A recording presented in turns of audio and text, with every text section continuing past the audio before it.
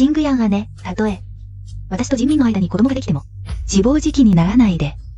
まさかこの、欲取りここの手で兄を引き止めようとしてる？夢だ。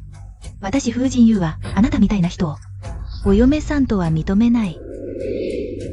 何？私の機嫌を取ろうって言っておくけど、無駄だよ。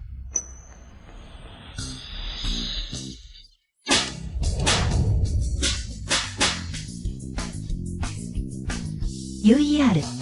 大丈夫？よくも私を殴ったな。ジングヤンお姉さん、人優はまだ若くて分かってないの。彼女と真剣に争わないで。私はお前の父親と争う。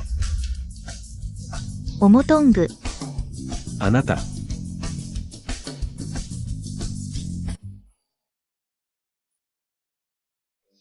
やっぱり病気が治ってない。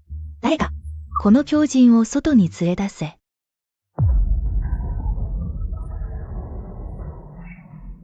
忘れるな。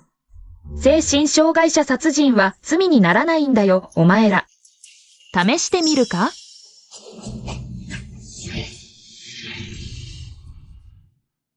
ジンミン、お腹がすごく痛いよ。シュンチングヤン、妊娠中の女性に手を挙げるなんてよくも。堂々と妊娠中の愛人を家に連れてくるからだろ。これは天の道を代行してるだけさ。シュンチングヤン、実家に見放されたお前を俺がまだ養ってやってる。これこそ天が与えた幸運だ。そうだよ、デブでブスで、卵すら産めないくせに。かしずかの奥さんの座を占めて、うちを絶やそうってのか。元の身体の肥満と不妊は薬のせいだった。目の前のこの家族たちが関係してるに違いない。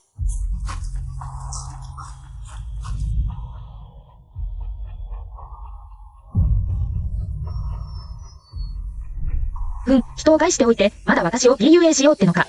オモトングはただ、うちで出産を待ってるだけだ。追い出すわけじゃない。来たからには、もう返すな。お前、料理の腕はいいから、いろいろ工夫して。オモトングに栄養食を作ってやれ。どうせ家でブラブラしてるだけなんだし。栄養食なんてない。乱闘飯なら4人前用意できるけどね。おい、丁寧に話してやってるのに、つけ上がるなよ。これはかしずかに残るチャンスをやろうとしてるんだ。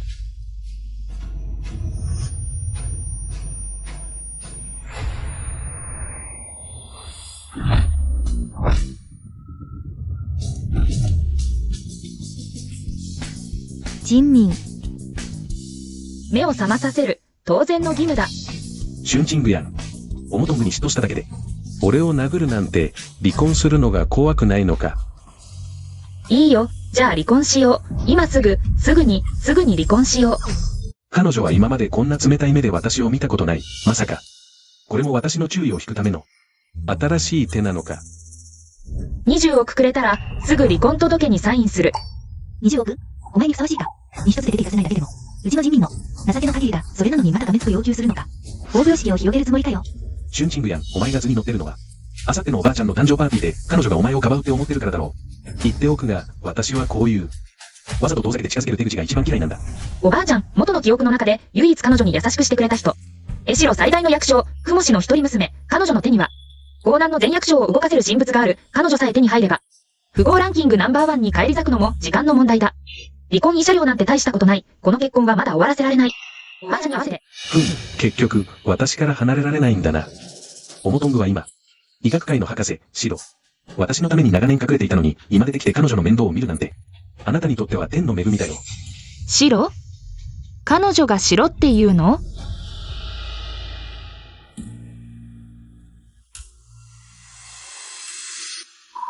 私のペンダントがなんと彼女の手に。ひよ姉さん、影明の役に立たないなら、せめて。私が代わりに何か分担させて。分かってくれるよね？書道はね、あなた天才博士なのに。彼女はただの頭のないやきもち焼きだよ。理解できるわけないじゃん。そうだよ。書道は資産1000億円だよ。彼女があなたを嫌ってないのに、あなたが彼女を嫌うなんて。よし、いいわよ。彼女を持ち上げたいなら、もっと高く持ち上げなさい。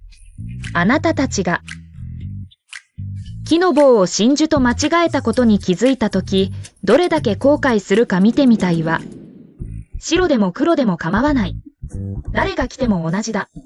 彼女の面倒を見るのは構わないが、医療チーム、安泰食材。これらを全部合わせると1億円はかかる。少なくとも8000万円はかかるだろう。口先だけで、私に出費と労力を要求するなんて、そんな都合のいい話があるわけない。値段まで事前に調べたんだね。やっぱり、離婚は嘘で、私のために何でもしてくれるって本音なんだね。ああ、影明。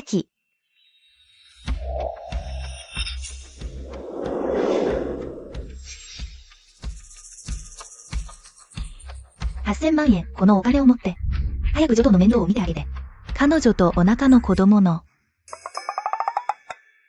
8000万円じゃ、私泊の浪費には足りないよ。お金は渡した。今日から、ジョドの生活はすべてあなたが責任を持って。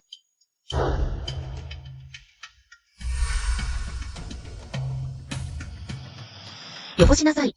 影明。わあ。助動前のお腹には、貸塚の金の孫がいるんだから、何でも。もちろん最高のものを使わなきゃ。橋津社長。このわずかなお金さえ惜しむんじゃないでしょうね。お金をもらったらおとなしくして。今すぐ、買い物に行きなさい。はい、今すぐ行きます。やっぱり彼女の離婚は脅しだったんだ。雷は大きいが雨は小さい。やっぱりあのダメなやつだ。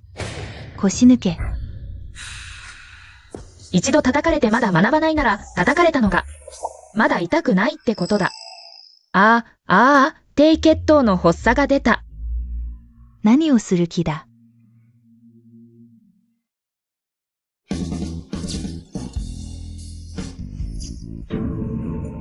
ああ、私の腰が。大丈夫。息が苦しい、おばさん、人友。シュンチングやん。わざと押しつぶそうとしたの？あらまあ。また少しクラッときた。あら、おもとんぐちゃん。気をつけて。おもとんぐ。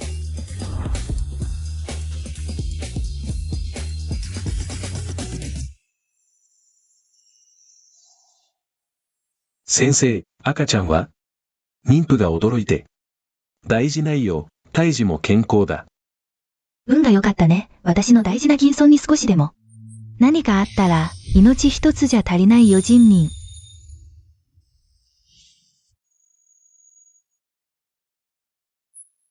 赤ちゃん、私たちの赤ちゃんは？大丈夫、赤ちゃんは無事だ。これ超音波写真、胎児の指標。妊娠16週、胎児心拍数148、大 OK 3.7。大腿骨長 2.1、各指標はすべて。正常範囲の上限、栄養型。妊婦は糖分を控えて。この女、いつこんなに詳しくなった？もっと面白いのは、胎児の尾骨発達が明らかで。眉球がやや突出、肌色遺伝子、濃い色素沈着傾向。風社長、あなたにアフリカの血が入ってたなんて知らなかったわ。シングヤン姉さん、自分が産めないからって。私に汚名を着せないでよ。もういいシュンチングや。オモトングを気絶させただけじゃ足りなくて。こんなデタラメで彼女を陥れるの？言っておくけど、オモトングが妊娠してるのは、私たち風花の金尊だ、あさって。おばあちゃんの誕生日会、彼女も出席するんだ。今頃騒ぎを起こして何を企んでるの？じゃあラーギジに育ててね。金尊が国尊にならないように。あなた、オモトング姉さんが産めるのが羨ましいんでしょ。はいはい、もう言わない。そうだ、栄養食はちゃんと作るよ。だって私も楽しみにしてるから。オモトングちゃんが産む赤ちゃんが、どれだけ風花に似てるか。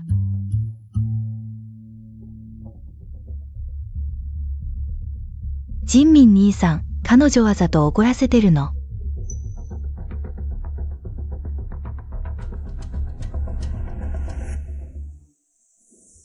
私に料理させようだって？甘いわ、このお金。もちろん昨夜の不満の代償よ。泥棒だ。泥棒。開いた。ああ、この弱い体、少し走っただけでこんなに疲れる。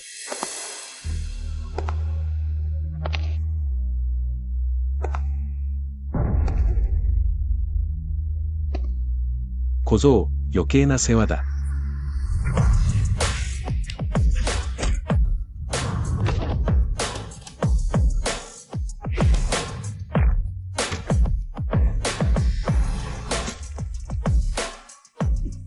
行くぞ。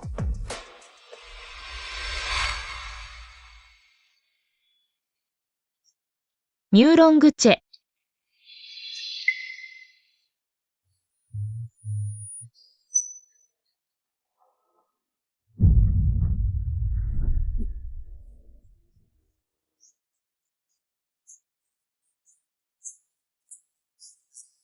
耳がどうして赤いの？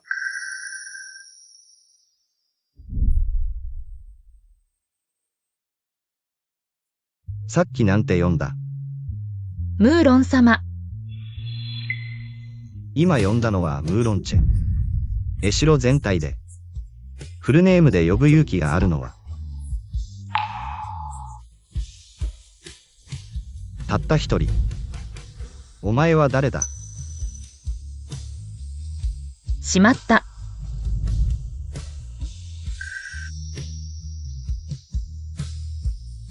フルネームで読んだだけだし、昔はよく読んでたのに。まさかここまで恨まれてるの？話し方が似てる人まで。捕まえて恥ずかしめようとするなんてダメダメ。今の私はリソースも人脈もない捨てられた令嬢。彼に正面から対抗なんてできない。お嬢さん、行く？聞き間違いです、ムーロン様。用事があるので失礼します。さようなら。お嬢様。運転手さん、急いで。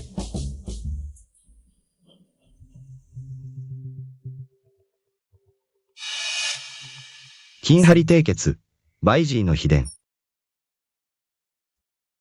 どうして見知らぬ人に伝えた？この体、動かすと10キロ走ったみたい。早く解毒して体重を減らさないと歩くのも大変。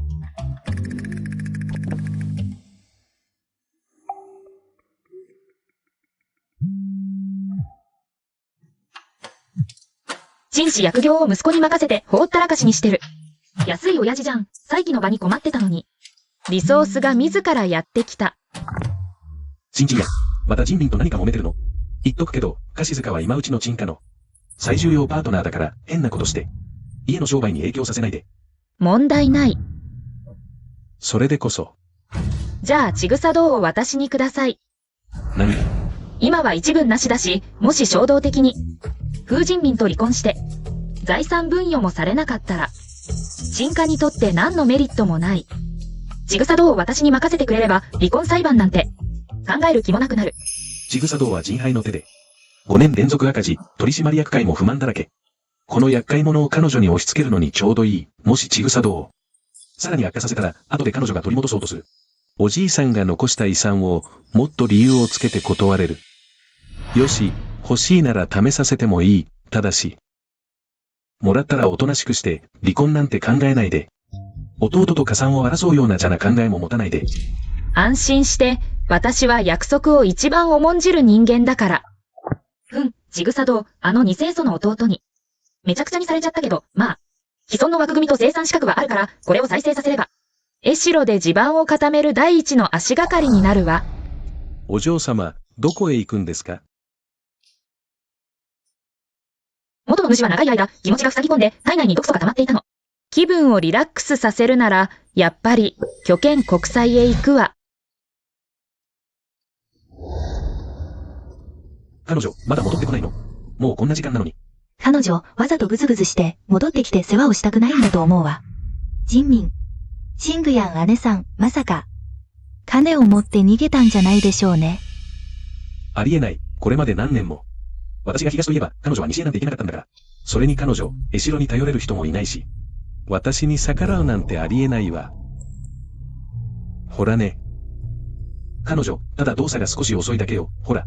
食材も買ってきたじゃない。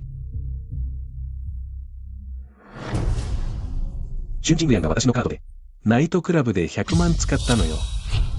100万？彼女、あんな場所で ?100 万も使ったの？まったく、天を逆さまにする気かしら。お兄さん、彼女、私たち貸し家をまるで眼中にないのよ。人民。もしかして、ジングヤン姉さん、腹に一物あって。一時の迷いだったのかもしれないわ。結婚して5年、私の気を引くこんな小細工。何度も使ってきたじゃない。結局私に彼女を探しに行かせたいだけ。存在感を示したいのよ。幼稚ね。もしもし、シュンチングヤン。10分あげる、10分で家の前に現れなかったら。これから樫塚の門には、二度と足を踏み入れさせないから。10分？そんなに長くかからないわ。ほらね、ちょっと圧力をかけるとすぐ弱気になる、しばらくしたら。玄関先で、哀れっぽく謝ってるに違いないわ。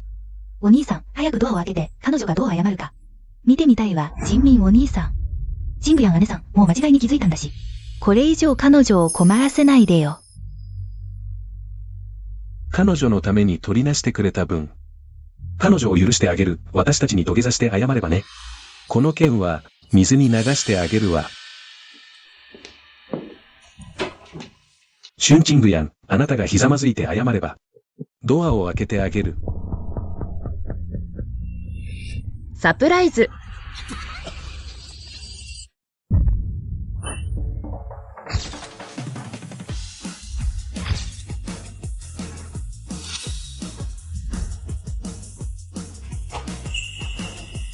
お兄さんたち、早く入って、今夜は、家でパーティーを開くのよ。いいよ。へへへ。鎮静園。うん。青縁姉、これが、安っぽい旦那様？うん。ああ、痩せてて小鳥みたい。どうやって姉を喜ばせるの？うん。鎮静園。何してるの？おかしいよ。10分で戻ると言ったじゃない。100万使って、これだけじゃもったいない。ちょうどいい、家で賑やかにしよう。倹約家ね、あなたが教えてくれたでしょ。うん。カシズさん、奥様は本当にやりくり上手ですね。カシズさん、ごちそうさま。全員出て行け。そんなに怒るなよ。行こう、さようなら。そんな小細工で、私の気を引くつもり？子供じみてる。よく見ると、なかなかの美人だな。私の心はすでに挙動のもの。君は、もう少し痩せて、もっと従順なら。うるさい。動くな。何するの？おかしいよ。話があるなら中で。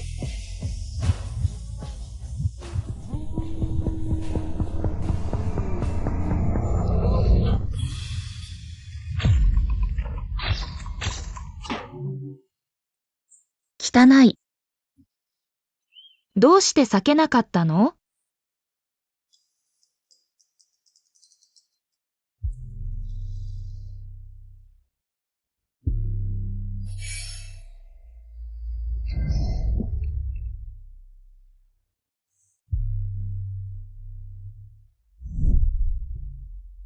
調べてくれ。あの日、病院の前で、会ったあの女。旦那様。どんな女性でも手に入るのに、どうしてあんな。女性を？行けと言ったら行け。旦那様、樫塚のご老母様の誕生祝いの招待状。断れ。でも、樫塚の若奥様は、どうやら先日、病院の前でお会いになった、あの女性のようです。じゃあ行く。旦那様、あの陳さんは既婚者です。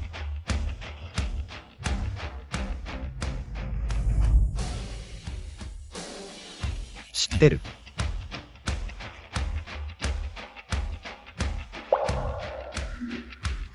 旦那様、樫塚の壁に穴を開けるおつもり？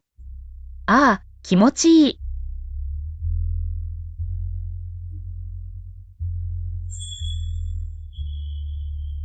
適度な解放は効果的らしい。でも毒素は思ったより複雑だ。早く成分を特定して。解毒剤を作らなきゃ。昨日のリビングでのお泊まりはいかがでしたか？もしあなたが昨日、あんな騒ぎを起こさなければ、人民も主人の寝室を私に譲らなかったでしょうに。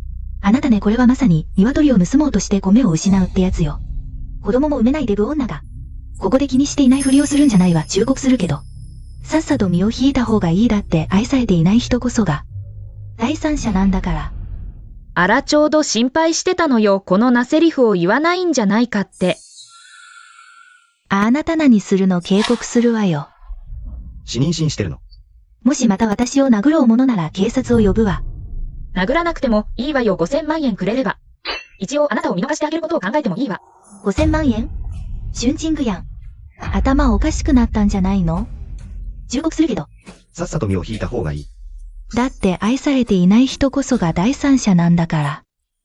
私が貧乏かどうかはわからないけどでも私は知ってるわ。あなたが今回の誕生祝いでおばあ様の機嫌を取ろうとしてるって。もしおばあ様がこの話を聞いたらどう思う？まだ貸し塚の門をくぐれると思う？あなた録音してたの？ WeChat？ それともアリペイ？アリペイに入金5000万円。ありがとうね、ハさん。お金は払ったわ。録音は返してくれるわね。さっきは見逃すって言っただけで返すとは言ってないわよ。こんな素晴らしい名言私はきっと取っておいて繰り返し楽しむわ。頭がすっきりするから。私をからかったのね。あら。オモトング・アラマは私の大切な金の孫よ。大丈夫？ジンミン。さっきはただお姉さんに昨日の二日酔いの後。体の調子はどうか？引こうとしただけなのに彼女が私を押したの。お腹の子供に何かあっては困るわ。シュンチングやん。どうしてそんなに悪辣なの？こんな下手な演技あなたも信じるの？この目で見たんだ嘘なわけないでしょ。どうやらこの家にはいたくないようだな者ども。若奥様を成功の古い屋敷に連れて行け私の許可なく。一歩も外に出ることを許さぬ。古い屋敷に行くのも全てが悪いことばかりじゃない。それから彼女をおばあ様の誕生祝いが終わるまで閉じ込めておけ。彼女に。ミューロングチェヨーの前で恥をかかせるな。ケイユの言う通り、その時は。ジョニー。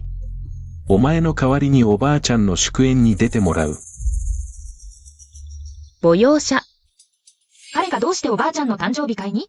母養さんは、もちろん。我が息子の能力とジョの特許を高く評価して。わざわざ祝宴に来てくれたんだ。おばあちゃんは、誕生日会で。彼女の指令を後継者に伝えるつもりで、その時は名士が集まる。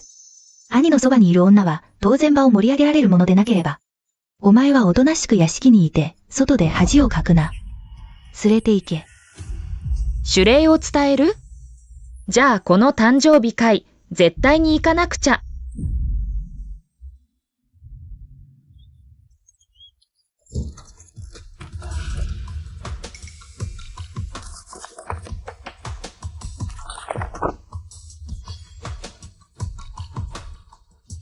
表面は、普通の子宮温め妊娠促進処方に見えるが、しがしの量は通常の3倍。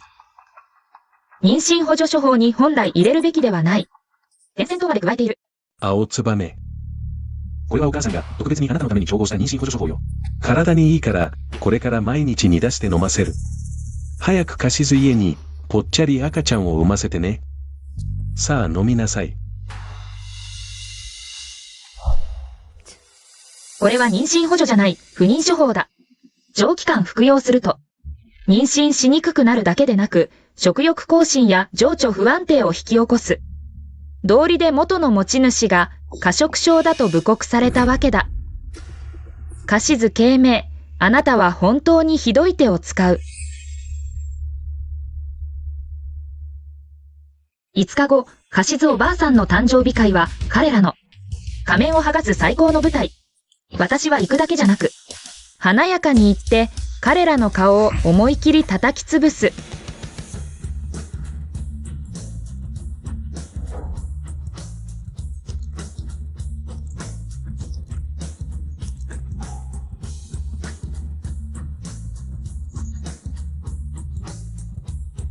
5日で45キロに戻る。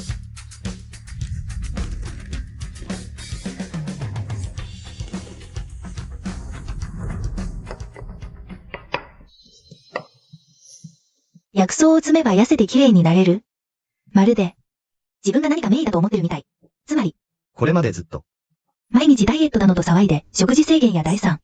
唐辛子クリーム塗り、一度も成功したことない。ああ、おばあさんは対面を一番重んじる。この体型じゃ、仮に誕生日会に出られたとしても、おばあさんが見たら、きっと避けて通るだろう。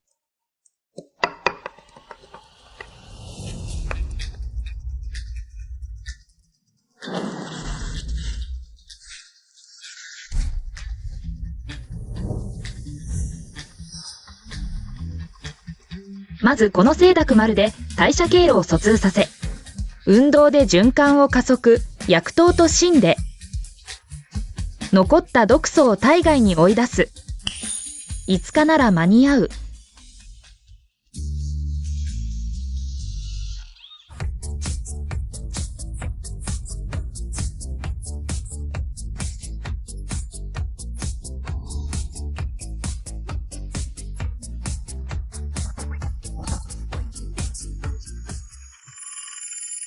若奥様はずっと運動して痩せると言ってます。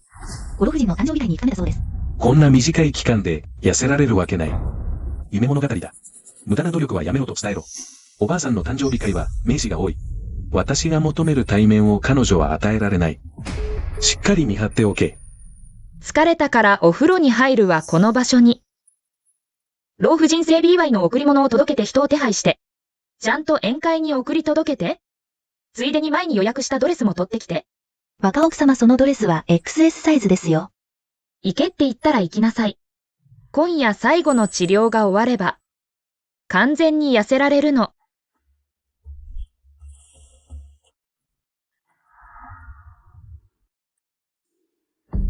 本当に最小サイズのドレスだわ。若奥様はまさか。刺激を受けすぎたんじゃないかしら。この服は肩掛けに。するにも小さいわ。そうよね。あの体型で。どうして着られるのこの服で宴会に参加するなんて。着ている途中で服が破れちゃうんじゃないかしら。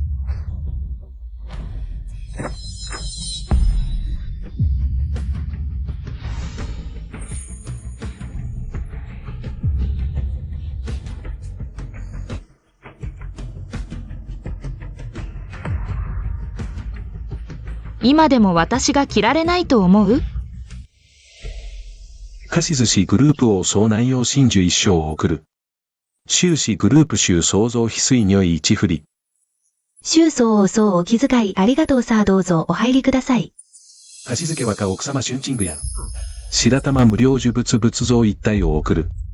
この女閉じ込められてるのにまだ老婦人に取り入ろうとしてる。ミューロング家の車列だ。さすがはおばあ様のお席からまで来たのね。普段ミューロング先生にお会いするのは一度も難しいのに。今日はみんなに会えちゃった。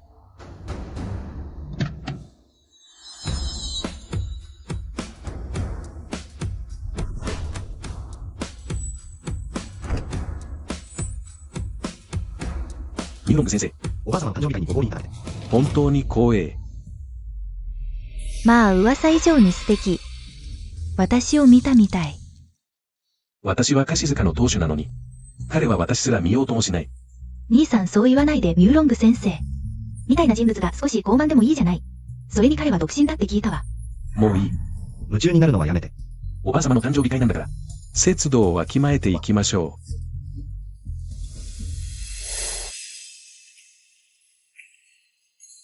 ご長寿とご多幸をお祈りいたします。ご健康と長寿をお祈りします、おばあ様。末永くお幸せに鶴は千年亀は万年。これは、私が心を込めて選んだ養子玉のブレスレットです。ほんの気持ちです。これが孫嫁からの贈り物なら、喜んで受け取るのに。でもあなたと私は赤の他人こんな高価な贈り物。私は自分の孫嫁が送ってくれるのを、まずはおばあ様。私は人民チングヤンは戻ってきてからしばらく経つけど、彼女見かけないわ。おばあ様オモトングも善意で言ってるんです。青燕、チングヤンのことですが、こんにちは。こういう場にはふさわしくないんです。カシズカのご隠居様の誕生祝いなのに、当主の妻が不在なんて、あまりにも体裁が悪いでしょう。何が言いたいの？おばあ様。ご存知ないでしょうが。あの主人公はね、最近すごい仕事がなってるんです。この前。オモトングさんに手を挙げたこともあるんですよ。私たち、ただ心配で。縁でトラブルを起こすんじゃないかと。だから郊外の古い家に。西洋に行かせたんです。ありえない。昔、私が病気の時、ジングヤンは寝る間も惜しんで。3日3晩も看病してくれた心優しい子が、むやみに人を傷つけるなんてありえない。う。おばあ様。今日は変わるんです。もういい。みんなが口々に、ジングヤンが変わったというなら、私はこの目で、どう変わったのか確かめたい誰か。すぐにジングヤンを連れてこい。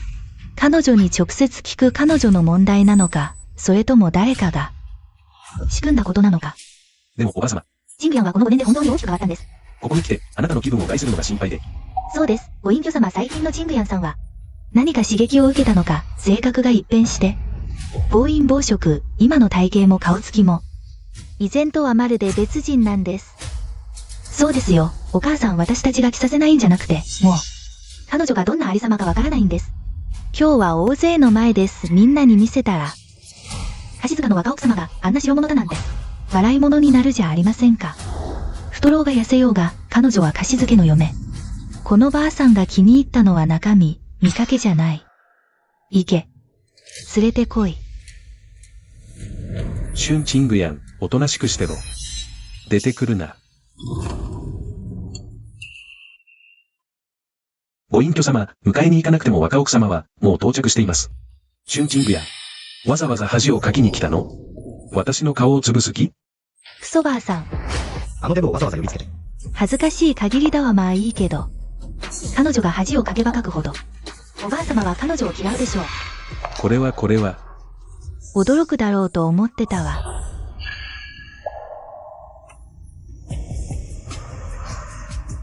貸塚の若奥様としておばあ様の誕生日会。私が欠席するわけないでしょう。これ。あらこれがあの貸図家の太っててブスの若奥様？貸図社長控えめすぎじゃない？社長はきっと、隠し玉にしたいんでしょ。こんな絶世の美女なら。私だって外に連れ出したくないわ。あの人だ。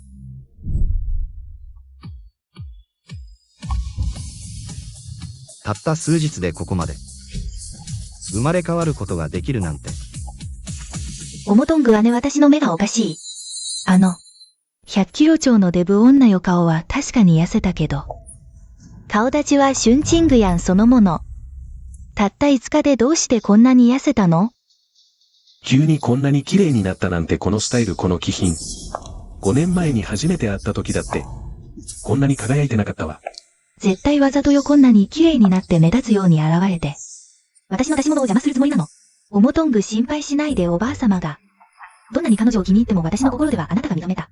たった一人の嫁なんだから。でもチングヤン姉がこんなに綺麗じゃ。私どうやって勝てるのよ。勝てないわけないでしょ。忘れたの？彼女がおばあ様に何を送るかって。おばあ様。チングヤンがお祝いに参りました。末永くお健やかで、いつまでも今日のような幸せな日々が続きますように。さあさあいい子だ。おばあ様によく見せてごらん。痩せたね。もっと綺麗になった。でもこの目は。相変わらず澄んでる。いいよかった。チングヤンまさか。こんな大きなサプライズを用意してくれるなんて。サプライズ？兄さん忘れたの？うちのおもとんぐ姉はわざわざ。養子玉のブレスレットを用意したのよ。市場には出回らない貴重品。あれこそ本当のサプライズよ。親友。贈り物は気持ちが大ごとよ。チングヤンお姉さん。今日こんなに着飾ってきたんだから、贈り物もきっと。心を込めて準備して私たちを驚かせてくれるんでしょ？その通りだわ。シュンチングヤン。貸付の長男の嫁としておばあ様の80歳の誕生日に、きっと何か素晴らしい贈り物を準備してるんでしょ？そんなに急いで私に贈り物を促すなんて。きっと何か企んでるわね。見てやろう。どんな罠を仕掛けてきたのか。者ども、若奥様が用意された贈り物を持って参れ。ここにいるみんなで、じっくりと拝見させてもらおう。気をつばめよ。あれらは所詮侵害のものだよ。何を送っても、おばあちゃんは喜ぶよ。ご老母様、これが奥様がご用意なさったご長寿の祝いの品でございます。わあ。この彫りの技、この手法、これは長年生を忍んでいた。龍大師の傑作ですね。これは滅多に手に入りません。それどころか、この素材は絶世の珍品、楊枝刀です。100年に一度も出会えない一品、本当に市場に出回らない宝です。お嬢様のその腕輪も、まあまあではありますが、この仏像と比べれば、比べるべくもありません。陳お嬢様は本当にお孝行ですね。気をつばめ。ここまで心を込めて準備してくれるとは、この贈り物。おばあちゃん、きっと気に入るわ。気に入ったよ。この贈り物は本当に心に染みる。清つばめの娘よ、気遣いが嬉しいよ。ちょうどいい。お前がこの仏像を送ってくれたから、ばあちゃんが運指の玉礼を送ろう。何？おばあちゃん、どうして守礼を彼女に渡すんですか？何が悪い？今日のすべての贈り物の中で、この仏像だけが一番私を喜ばせてくれた。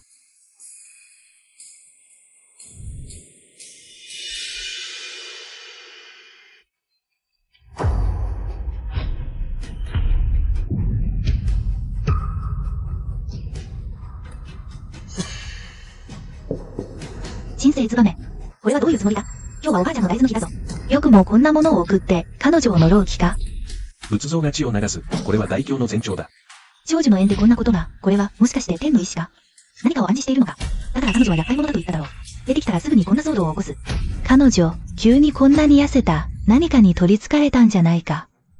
ご老母様は半生を精進と念仏に捧げてこられました。この玉仏は、まさに彼女の心にぴったりです。この人生ツバメ、本人さえ来られないのに、主役の座を奪おうとは。書道、安心しろ、私がいる。彼女が大した波風を立てられるわけがない。お母様は一生精進と念仏に捧げてこられた。このような不吉なものを最も忌み嫌う。これでどうやって彼女の関心を買うつもりだ？お母様、この立派な仏像があなたの誕生祝いの縁で、血の涙を流すなんて、これは何らかの吉兆ではありませんよ。私が言わせてもらえば、あの守衛はもう一度よく考えた方がいい。もし彼女、人生ツバメの手に渡ったら、カシ塚の数百年の基盤は一瞬にして崩れ去ってしまう。そうです、ご老母様、お義母様のおっしゃる通りです。これはきっと、お釈迦様も見かねて。お姿を現して警告なさっているのです。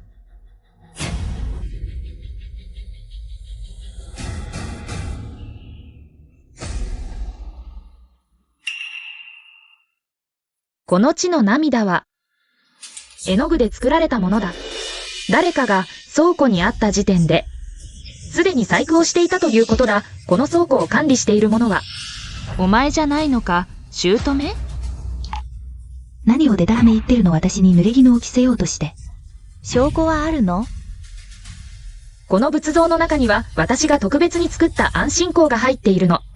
一度付着したら3日間消えない今すぐ。特別訓練を受けた犬を1匹連れてくれば、すべてが明らかになるわ。誰か扉を開けて犬を入れなさい。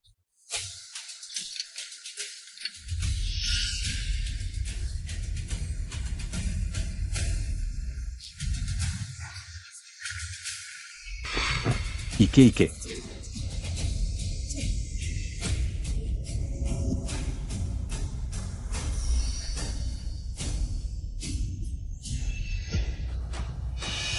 お祖母様私です。私が若奥様が気に入らなくて。仏像に細工をしたんです、しゅうちゃん。私はあなたが大きくなるのを見てきたのに、どうしてこんなことをするの？清水。これはあなたの実家の人よ、お祖母様すべて嫁の私の。使用人の監督不行き届きです。嫁には罪があります。監督不行き届きなら。宴会が終わったら自動でひざまずいていなさい。あなたの監督する使用人の罰を代わりに受けるのよ。夜明けまで立ち上がってはいけません。嫁謹んでお受けします。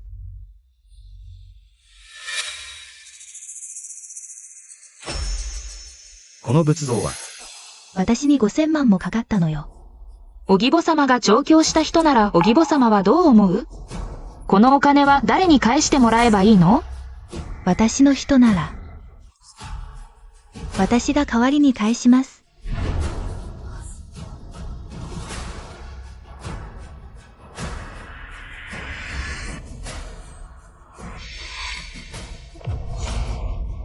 本当によかったわ。お義母様本当に道理をわきまえていらっしゃる。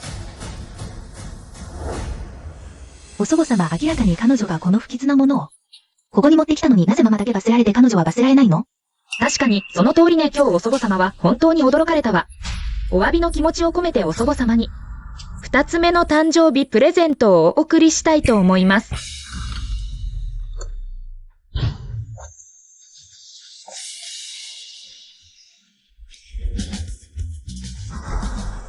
かしずかの若奥様男性モデルを呼んで長寿を祝わせているの？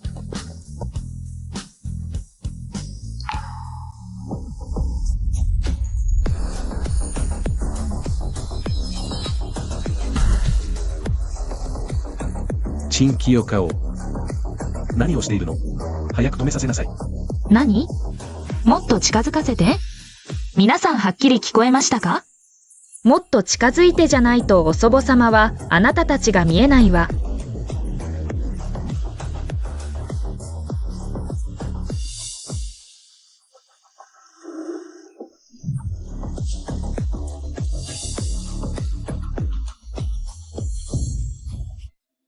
お祖母様大丈夫ですか？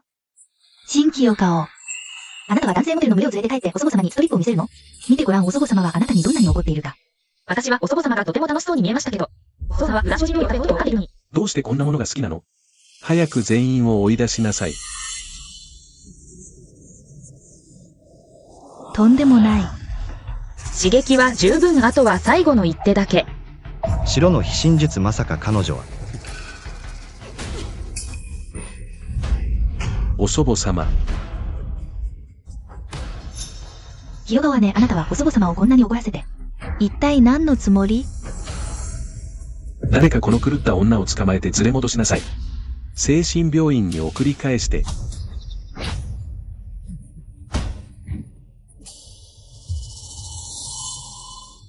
よくも逃げるな。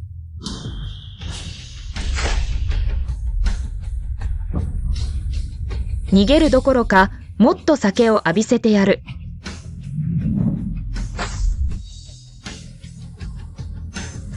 反逆だ。全員かかれ。3、2、全員手を止めろ。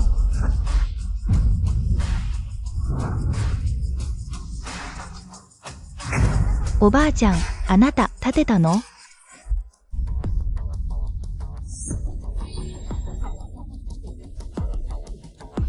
おばあちゃん、これが私からの3つ目のプレゼントです。あなたに立ち上がってほしい。この賑やかな世界を自分の目で見てほしい。好きですか？好き、大好きよ。この字を吐き出して、こんなに気持ちがいいのは初めてだ。ああ、わかった。若奥様があの男たちを呼んだのは、邪魔じゃなくて、おばあ様を刺激するためだったんだ。おばあ様は足腰が弱く、長年の血行不良で、血血を巡らせなければ経絡が通らない。あの若者たちが踊ると、おばあ様が興奮して血血が上昇し、ちょうど若奥様が芯を打つタイミングになった。見事だ。シンさんの医術は素晴らしい。いい子だ。私のこの老いぼれ骨のため、本当に苦心したね。でも、お母さん。彼女があんな奴らを連れてきて、祝宴をめちゃくちゃにしたのは事実です。これが外に漏れたら、柏塚は江代でどうやってやっていくんですか？そうです、おばあちゃん。あなたが修行から戻ったばかりなのに、彼女は、大勢の男を連れ込んで、あなたの修行の邪魔をした。これはあなたへの大不敬です。そう、大不敬です。何その目つき？これでも大きくない？正観じゃない？あの子が選んだ若者は、みんなしっかりしてる。あの子よ、おばあちゃんはこの年まで生きてきて。今日初めてこんな美しい景色を見た。この大半生。無駄に生きてきたよ。おばあちゃん、もっと楽しいことがありますよ。私があなたを連れて、彼らと踊りに行きましょうか。よしよし、この老いぼれ骨。今日は思い切り付き合ってやる。3つのプレゼントすべてがおばあ様の心を掴んだ。それに、総自慢から余分に金を巻き上げた。この祝宴、来た甲斐があった。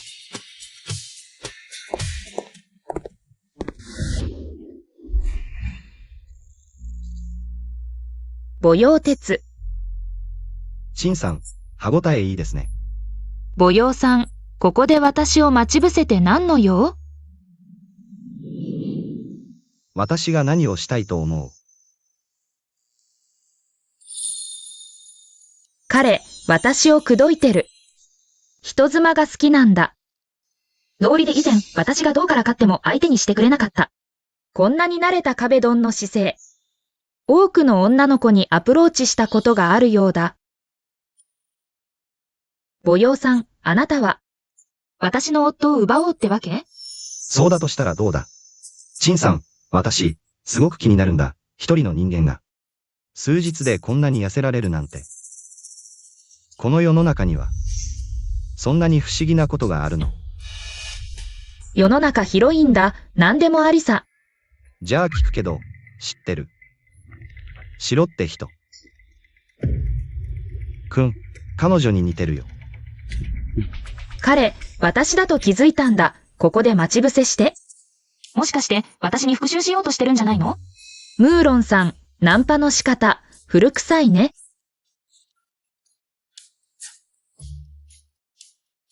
そう。じゃあ、別の方法で。これならどう？ムーロンさん。人前で既婚女性をからかって誰かに見られても平気なの？それこそスリリングじゃないか。我慢するなよ。我慢なんてするもんか。人生は楽しまなきゃ。彼が復讐したかったらさせてやればいい。陳清香。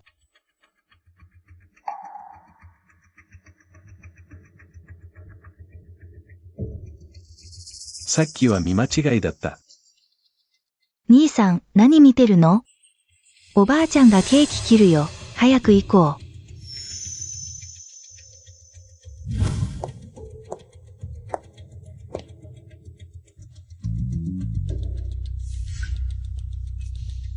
罹難作戦、やっぱり効果あるね。みんなも私みたいに気ままに楽しく生きてほしい。おばあちゃん、お誕生日おめでとうございます。お幸せとご長寿。おばあちゃんの大誕生日にご一緒できて光栄です。あなたたち、本当に口がうまいね。今日は本当にありがとう。これはおばあちゃんからのほんの気持ち。お茶代にどうぞ。500万。おばあちゃん、多すぎます。多くないよ。あなたたちは今日の私が立ち上がれた薬の種なんだ。いくらでも足りない。それに、こんなにたくましい体格なら、この値段は妥当だよ。清顔。今日はおばあちゃんに3つの大プレゼントをくれたね。どれも驚かせてくれた。だから、私もあなたにいくつかお返しをしなきゃ。分子の指令は女にしか伝わらない。今日、正式にあなたに授ける。あなたを選んだのは、あなたの身分のせいじゃない。あなたという人、あなたの心ね、あなたの才能が気に入ったから。私への真心に値する。おばあちゃん、この死に損ないのばあさん、本当に見る目がない、おばあちゃん。本当にいいの？この玉ねぎは、百科の称号に。命令を出せるんだよ。すごく重要なものなのに、どうして簡単に。新清顔に渡すの？清顔が死んで私の足の病気を治してくれた。それでも資格が足りないの？彼女はただの主婦だよ。医学なんてわかるわけない。さっきはたまたまうまくいっただけかも。私たちの人姉は違うよ。あの子は医学の天才で、うちで医学顧問を務めているんだから、ジョーリマトにも。あの玉ねぎは彼女に渡すべきだよ。今は必要ないって誰が言った？今こそちぐさ堂の名実ともにふさわしい継承者として、これらの薬剤のルートがどうしても必要なんだ。シングヤン、本当なの？おばあちゃん、もう決心したの。自分でちぐさ堂を再建するって。これからは誰にも頼らず生きていく。いい子だね。おばあちゃんはあなたがきっと成功すると信じてる。陳さん、私は再生堂の王です。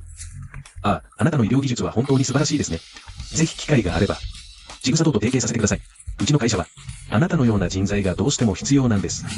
王さん、先を越さないでよ、陳さん。私は健楽医学のりです。私も提携したいんです。どんな条件でもお受けします。陳総、私は医薬品卸売をしています。今後、供給源でお互いに協力できますよ。皆さん、ありがとうございます。ご褒めいただき。ダイエット、医学を学び、ちぐさ堂を引き継ぐ、私を満足させるために、私の事業を助ける、彼女はこんなにたくさんのことをしてくれた。私のことをこんなに考えてくれているなら、これからは彼女にもっと優しくしよう。陳民。シングヤン姉さんに経営なんてわかるはずない。指令を彼女の手に任せたら、きっと問題が起きる。運家の指令は、女にしか伝わらない。でも、彼女が資源を無駄遣いするのを見ているわけにはいかない。万が一彼女が発作を起こしたら、私たちは何もなくなってしまう。やっぱりオモトングは考えが周到だね。彼女があんなに多くの人脈を引き寄せてくれたなら、夫婦の共同財産を管理するのは当然だ。チングヤン。今日はお疲れ様。私のためにこんなにやってくれて。今日のことはもういいよ。今夜は家に帰ってきて。それに、あなたは今ちぐさ堂を。運家の礼拝も持っている。これらを全部私に任せて、一緒に管理しよう。そうすればあなたもオモトングの世話に専念できる。あなたを礼遇したりしないから。任せる？そうだよ。女のくせに何がわかるって言うんだ。ちぐさ堂も運家の礼拝も俺に任せろ。一緒に管理してやる。そうすれば菓子塚の商売も、もっと発展できる。これこそあなたが望んでいたことじゃないか。ちぐさ堂は私のもの。そんなこと考えないで。あなたのものは結局私たち貸し図家のものだわ。新清香を忘れないで。あなたはまだ影焼きの妻なのよ。あなたのお金も当然。半分は影明のもの。生涯のこともわからないくせに、おばあちゃんの印鑑を握りしめて。何がしたいの？あなたの役目は夫を支え子を育てること。私たち家の子孫を増やして、たくさん子供を産むこと。私は産めない。産むつもりもない。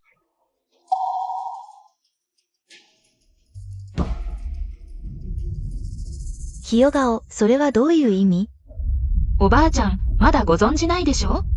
あなたの素晴らしいお孫さんが私に5年間薬を飲ませ続けて、私を子供を産めない廃人にしてしまったんです。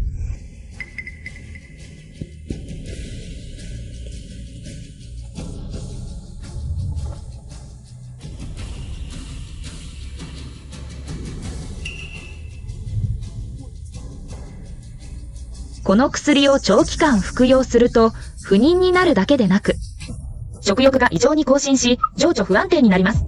カシズ慶明はまさに、これらの副作用を利用して、私を精神病院に入れようとしていた。自生自滅させようと。新規よ顔、あなた自身が子供を産めないくせに、影明にどんな汚名を着せようというの？あなたが病気なのは、あなたが不幸せで、うつ状態だから。私たちもあなたを気の毒に思って。治療に連れて行ってあげたからです。この薬を長期間使うと、確かに妊娠しにくくなります。そして引き起こす。体内ホルモンの乱れ、ひどい場合は、命の危険もあります。この菓子塚は、陳さんの育児を断とうとしているのか。陳清香を。騒ぎはもう十分だろう。私が騒いでる？それなら何人かの高名な老獣医を呼んで、さっきの処方箋を見てもらいましょう。私がでっち上げたのか。それとも貸し付けの人々が打活の心を持っているのか。でたらめを言い続けたら、息子に。いいえ。私があなたの息子と離縁する。この時代遅れ。陳清香を勘違いしないで。離婚できないと思っているのか、離婚後に行き場がなくて。かわいそうだからこそ、ここ何年もあなたを引き取っていたんだ。もうすぐ貸し付けの新薬発表会、こんなに騒ぎ続けたら。株価が大暴落、あなたに何の得がある？本当にこの取引がまだ続けられるとでも思っているのか。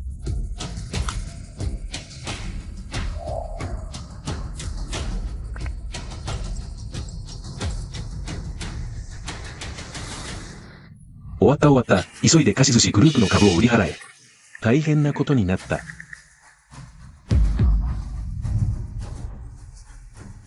貸し寿司グループ総裁貸し塚影明。結婚中に不倫、貸し寿司グループ株価急落。貸し寿社長、大変です。会社の株価が取引開始と同時に、ストップ安です。それに取引先も、一斉に連絡してきて、新薬の開発と、発表会の予備を一定するときなら、外がうまくいくそうです。なんて言った？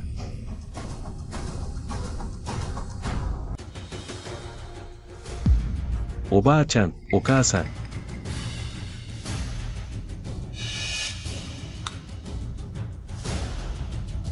さあ、皆さん散らばってください。治療の邪魔をしないで。私のおばあちゃんの治療を。行きましょう。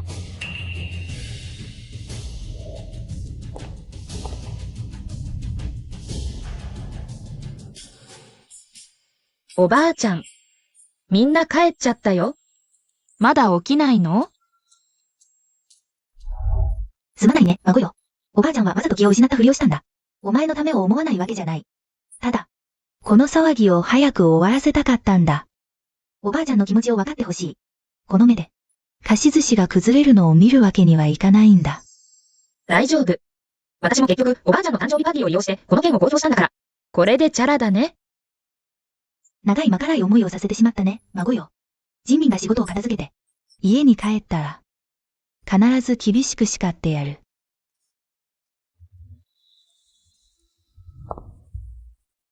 彼、まだここにいるの？それにこの怨念たっぷりの様子で。私にくっついて、一体何がしたいの？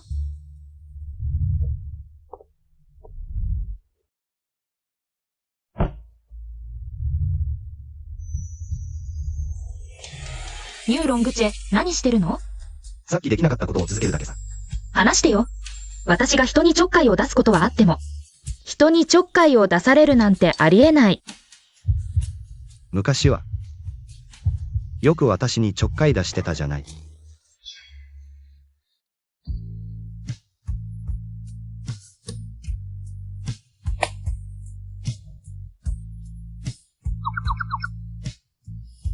ミューロングチェ。なかなかいいスタイルしてるじゃない。どうやって私だと分かったの？一体どこで正体がバレたのかな？でも、私に認めさせたってどうなるの？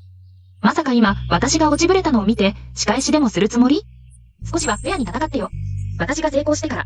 また戦おうよ。ねえ、話してるのよ。結局何がしたいの？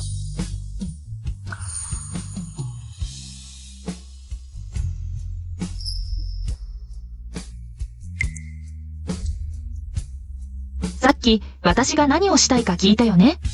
あいつと離婚して私と結婚しろ。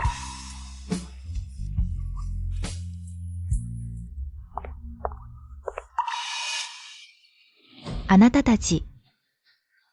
純人やん。よくもまあ、白昼堂踊り児と男を誘惑するわね。私が仕掛けたんだ。文句があるなら私に言え。春人具やん、あなたはよくも。ミューロングさんを誘惑するなんて。恥知らず。ミューロングさん、うちの人優は、わざとあなたを怒らせようとしたわけじゃないんです。彼女もあなたがこの、幼女に騙されるんじゃないかと心配してるだけです。私と比べると確かに単純で愚かで悪いです。一目瞭然、全部顔に書いてあります。あなた。お母さん、助けて。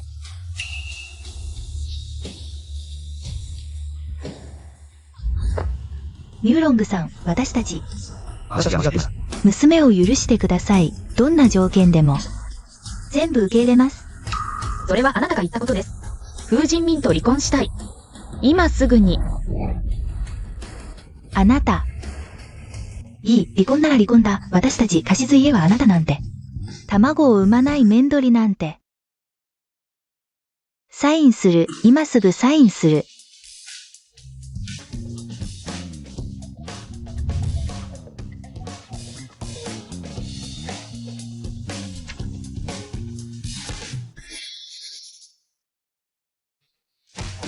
はい。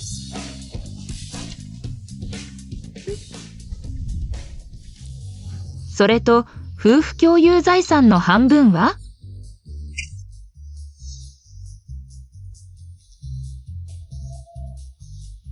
どうぞ。じゃあ、ありがとう。元姑。春人具やん。はっきり言っておく。あなたはもう、私の息子と離婚したんだ。これからどんなに騒いでも。貸し塚の門をくぐるのは丁寧よ。あなたの家は今、めちゃくちゃなのに、私が戻るわけないでしょ。あなたは、その根拠のない。ニュースで私たち貸し家を倒せると思ってるの？言っておくよ。新薬の開発は一時停止。オモトング姉さんさえいれば。誰がうちのプロジェクトを止められる？オモトングの新薬研究が成功したら。うちの人民は。億万長者だ。後悔しても遅いよ。じゃあ、あなたたちの願いが叶うよう祈るよ。行くよ。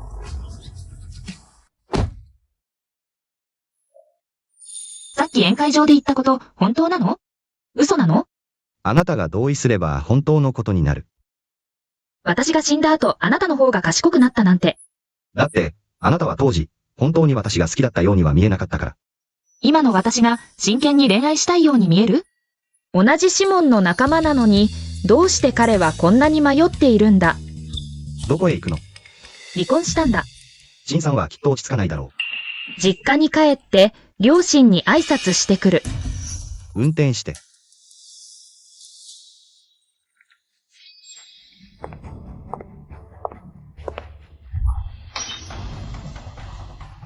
新生ツバメ、よくも帰ってこられたわね。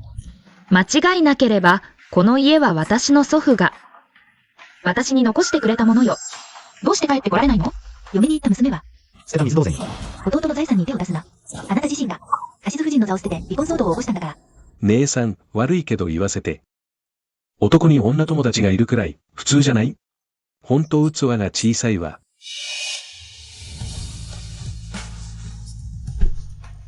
いいわ。ちょっと、何その態度。聞きなさい。あなたの姑はもう言い出したわ。これからは陳家とは取引しないって。弟の手元の大事なプロジェクトが全部ダメになった。これで満足。役立たずで足を引っ張るだけ。離婚したって。もっと良い相手が見つかると思ってるの？今更実家に居座ろうだなんて、無理よ。うちは、何でもかんでも養うゴミ箱じゃないんだから。言い得て妙ね。お前ら3人の役立たず、沈下に長居したんだ。そろそろ出て行け。この縁切り証書にサインして、祖父が私に、残してくれた財産を返しなさい。これで縁切りよ。いい夢を見てるわね。貸付慶明と離婚したせいで。うちは1年で少なくとも40億円の損害よ。この穴埋めができなきゃ、ここから出て行かせないわ。そうよ。離婚したなら、また嫁に行きなさい。あの銭って人は悪くないと思うわ。年は少し上だけど、実家に戻って。私の声を譲るわせょ。いいよね。そうだ。あなたも沈下に。長くいたんだから、少しは貢献しなさい。たった40億円で私を売り飛ばそうっての？今そんな大金があるみたいな言い草ね。今は確かにない。でも数ヶ月もあれば、この数億円は取り返せるわ。鎮西ツバメ、頭おかしいんじゃない？なんで稼ぐの？ちぐさ堂？あの会社、もう倒産寸前よ。そう、そのあなたが。潰しそうにした小さな会社よ。3ヶ月もあれば、黒字に転換してみせる。口だけなら誰でもできる。あなた、1日だって。働いたことないくせに、なんでちぐさ堂を立て直すの？本当に3ヶ月で40億円稼げたら。この縁切り証書、すぐサインするわ。それに祖父がくれた財産も、すべて返すから。でも、もしできないなら、おとなしくしなさい。ちゃんちゃんユアンに嫁ぎなさい。よし、約束だ。弁護士も証人もいる。もし約束を破るなら、容赦しないからな。もし彼女が本当にできたらどうする？あのちゃんちゃんユアンは、ずっと人を渡すか残金を払うか、どちらかを催促しているんだ。お母さん、安心してください。今のちぐさ堂は、至るところに落とし穴がある。彼女には資金も人脈もない、大した波風は立てられない。こんな短い時間で、本当に40億円も稼げるなら、私の陳という字を逆さまに書いてやる。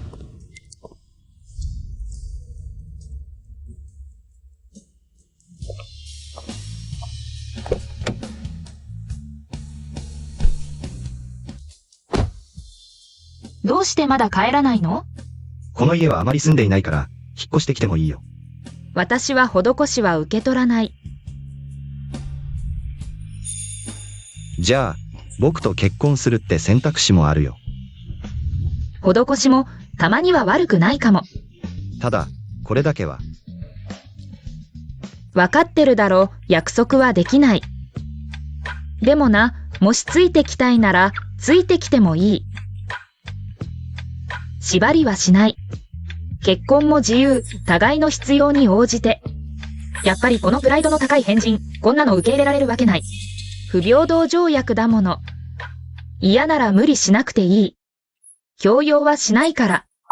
離婚を成功させてくれたお礼に。ちぐさ堂の利益配分を多めに分けてあげるよ。誰が嫌だって言った？そっちに行く。それともこっち。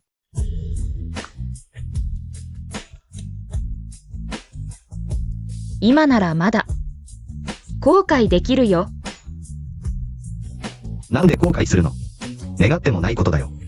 前世ではあんなに純情ぶって何も知らないと思ってたのに。実践経験はないけど、夢に見たことはある。僕に忠誠を誓ってるの？そんなの通用しないよ。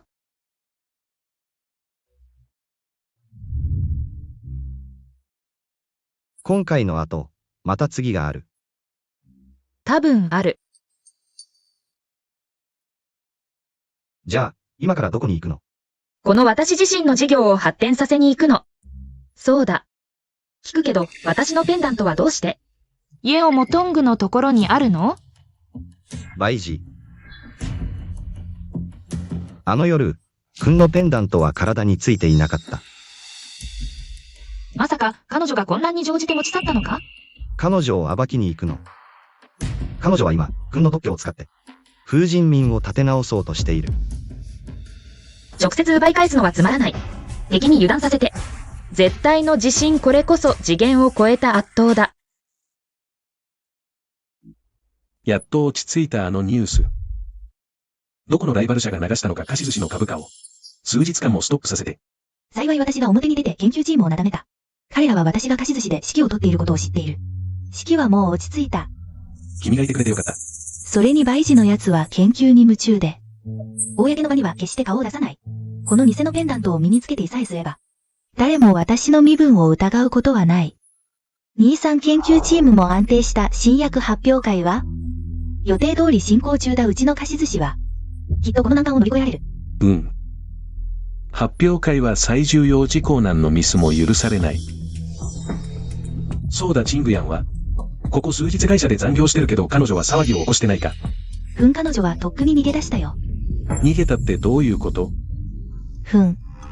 彼女ね、きっと会社に問題が起きたのを知って、巻き添えを恐れて逃げたんだ。この風緑の女どうやって追い出そうかと。思ってたけど今は私が手を下す必要もなさそうだ。菓子塚は結局私のもの。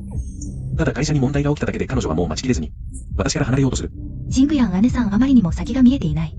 私が表に出れば会社の株価は、必ず回復するって彼女は知らないのか。そうだ、この新薬が市場に出れば菓子塚の時価総額は、上がるばかり。彼女がそれを知ったらきっと後悔で死にそうになる。後悔させてやれ、彼女みたいな。髪の毛は長いが目先しか見えない奴は。100億長者の奥様生活を享受する資格なんてない。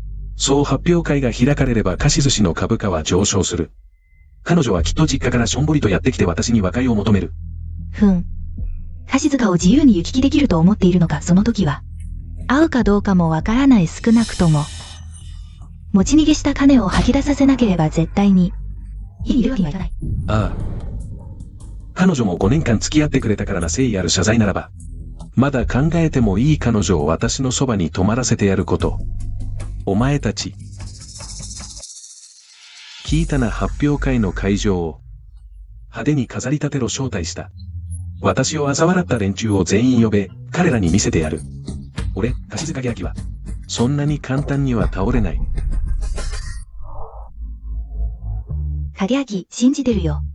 発表会の日には、みんなが、君を刮目してみるはずだ。菓子津社長、今回の研究開発でこれほどの成果を。お二人はどんな関係ですか？何かここまで続けさせたのですか？では、この薬の開発で一番感謝したいのは、奥様との間でときめくような、小さなエピソードはありますか？例えば、地獄へ、それともそういうのは家庭と仕事の間での選択は、菓子寿司グループ、新薬発表会を目前に、業界関係者は評価。新薬発売後、菓子寿司グループの株価は急騰すると。新たな業界トップが誕生する。明日特許が取れれば、これで安心だ。その時は、何でも望みを叶えてやる。影明、そんなこと言わないで、私だって。私たち家族3人のためだもの。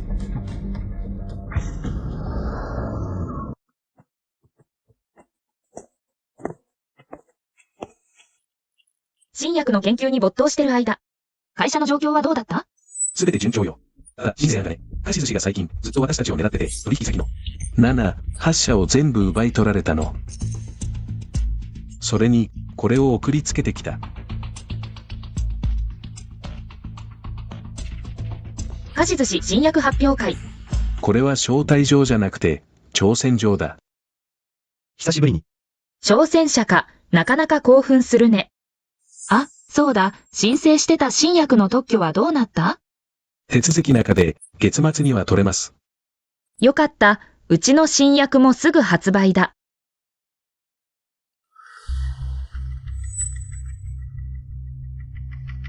もしもし。新生案、あと2個ぜ切ったな。あの4億、もう稼げたか？もし無理なら、潔く負けをしたためろ。急ぐなよ、月末の菓子寿司の新薬発表会が終われば。うち星草堂の株価はそこから跳ね返る。子供の寝言だ、こんな短い時間で。どうやって逆転するんだ？早く諦めた方がいい。ゼニカの方も待ってるんだぞ。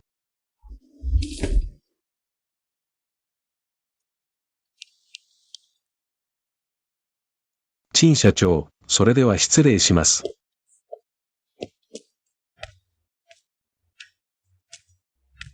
お昼を持ってきたよ。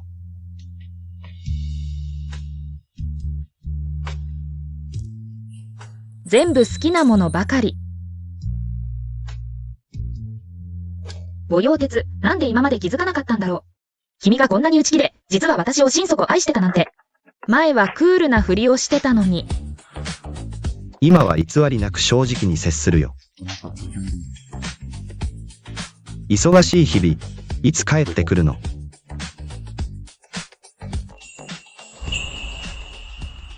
あのことは家でしかできないと思ってる？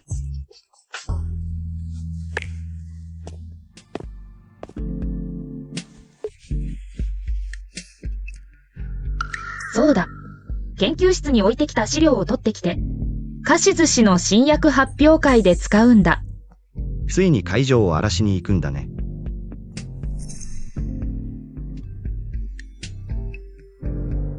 私を一番知ってるのはミューロングさんだ。今こそバイジの特許を取り戻す。シュンチングヤン。特許庁に何しに来たの？実家に長くいたから。オモトングの真似をして。何か研究してるんじゃないの？チンカと賭けをして、ニコセで4億稼ぐって聞いたよ。借金を抱えても結婚を維持するなら。今回は見逃してあげる。ついでに借金も帳消しにしてあげよう。あなたになんで返すの？小さな菓子寿司で？菓子寿司の株価は、もう落ち着いたよ。オモトングのおかげで上昇し続けてる。明日の発表会でさらに急騰する。菓子寿司は大金を投じたけど、身近な人に騙されて、破産するかもよ。チングヤンお姉さん。私に嫉妬してるんでしょ？でも私の成果は。本物なんだから、どうして私をけなすの？オモトング。彼女を無視しなさい。どう思ってもいいよ。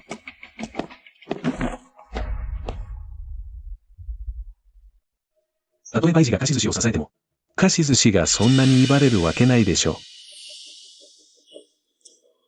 威張れば威張るほど、雲の上から、地獄に落ちる時の味はより辛い。捨てられた女が私を疑うなんて。行こう。人民、株価が上昇し続けてるなら、もっと投資して上昇率を上げようか。でも前に何十億も投資したよ。考えてみて、もっと投資すれば。新薬が発売された時、他の人は2倍になるけど。私たちは3倍4倍になるんだ。どんな場面か。想像できる？その通りだ。チャンスは滅多にない。すぐに新薬プロジェクトに100億追加投資して。すぐに。どうしても彼女が私の成果を見て、シュンチングヤンが我慢できるとは思えない。今回の新薬開発が成功すれば、業界のトップは間違いなく菓子寿司だ。これは菓子寿司と破産のおかげです。私たち小さな株主も大儲けできました。お二人に乾杯しましょう。菓子寿司が今日あるのは、みんなが株を持ってくれたおかげです。お母さん。おばあちゃん。ジミン、また追加投資したって聞いたよ。100億円もね。どうして彼女の身分一つで？そんな大勝負に出られるの？万一菓子寿司にまた問題が起きたら、もう、尻拭いはできないよ。この死に損ないね、私をバカにするな。すぐにでも現状を分からせてやる。おばあちゃん、ご安心ください。私がこの目でオモトングが、新薬の特許を出したのを見ましたから、心配無用です。そうだよ、おばあちゃん。今日から私たち菓子漬けは、さらに高い権力階級に入れる。その時はもしかしたら、ミューロング用も私を高く評価してくれるかも。そうすればうちの人友が、ミューロングの奥様になる可能性も大いにある。そうなれば菓子寿司の、江代での地位は全く変わるよ、お母さん。ゆっくり幸せに暮らしてください。私たちの励行を見て、チングヤン姉さん、後悔してるんじゃないかしら。きっと後悔しきりだよ。でももし彼女が謝ってきたら、席を用意してやってもいい？この目で見せてやる。私たち菓子津家がどんなありさまか。チングヤン、来ると思ってたよ。どうしたの？外で長く過ごして。やっぱり菓子津夫人の座が一番落ち着くって気づいた。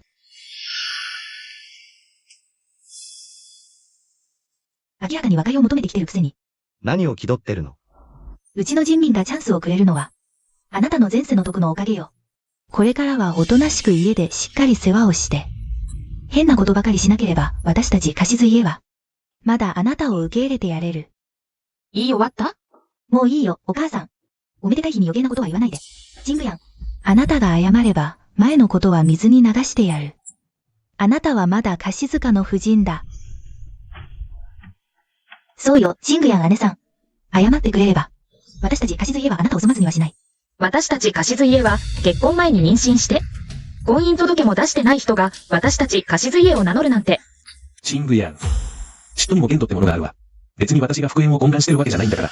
これ以上無理を言うなら、貸し図夫人の座は、二度と手にできないって覚悟しなさい。知らないんでしょ？この犬ですら欲しがらない地位を。とっくに貸し塚にお返ししたんだから。あなた。ご来賓の皆様、いよいよこの時が参りました。盛大な拍手で、貸し寿司集団総裁。風神民様のご挨拶をお迎えしましょう。いつまで強がっていられるか見ものだわ。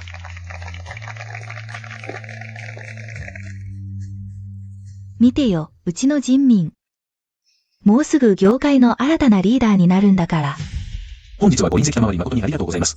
貸し寿司集団にとって、業界の歴史を塗り替える日となりました。特にバイジ博士の特許使用許諾に感謝申し上げます。貸し寿司集団をかつてない高みへと導いてくださいました。成功したら何がしたいかと聞かれることがあります。私を見下し、去っていった連中に見せてやりたい。彼らがどれだけ間違っていたかをね。何か含みがあるわね。もしかして若夫人のことを言ってるの？聞くところによると、バイジ博士の問題で、ずっと貸し寿司と対立してるらしいわ。あの女が、破産のように薬学を研究したいだなんて。巫女背で4億稼ぐなんて言って。本当に笑わせるわね。この1年、貸し寿司集団は数百億を投じてきました。まさにこの瞬間を見届けるためです。さあ、皆様もご一緒に。この歴史的な瞬間をご覧ください。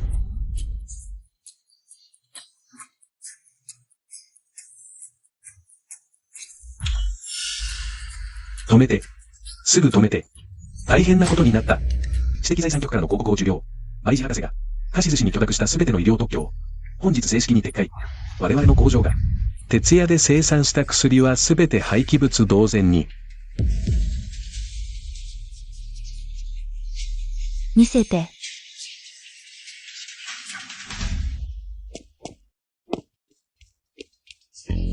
説明して。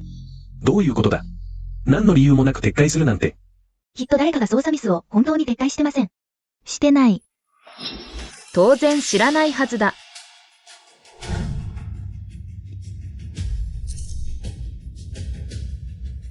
だって、君はバイジなんかじゃないからな。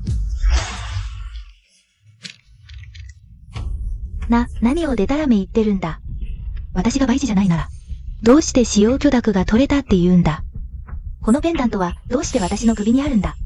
本当に棺桶を見るまで涙を流さないってやつだな。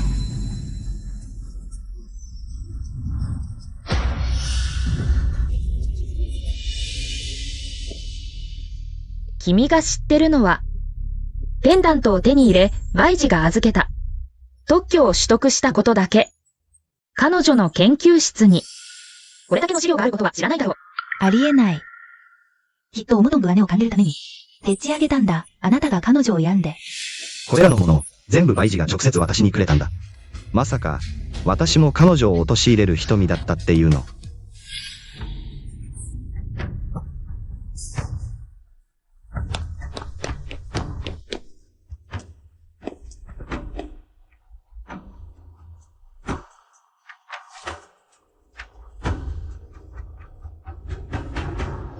ありえない、ありえない。きっとあなたたちが私を騙そうとしてるんだよね。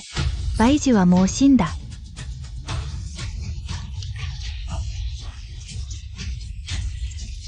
やっと認めたね。でもね。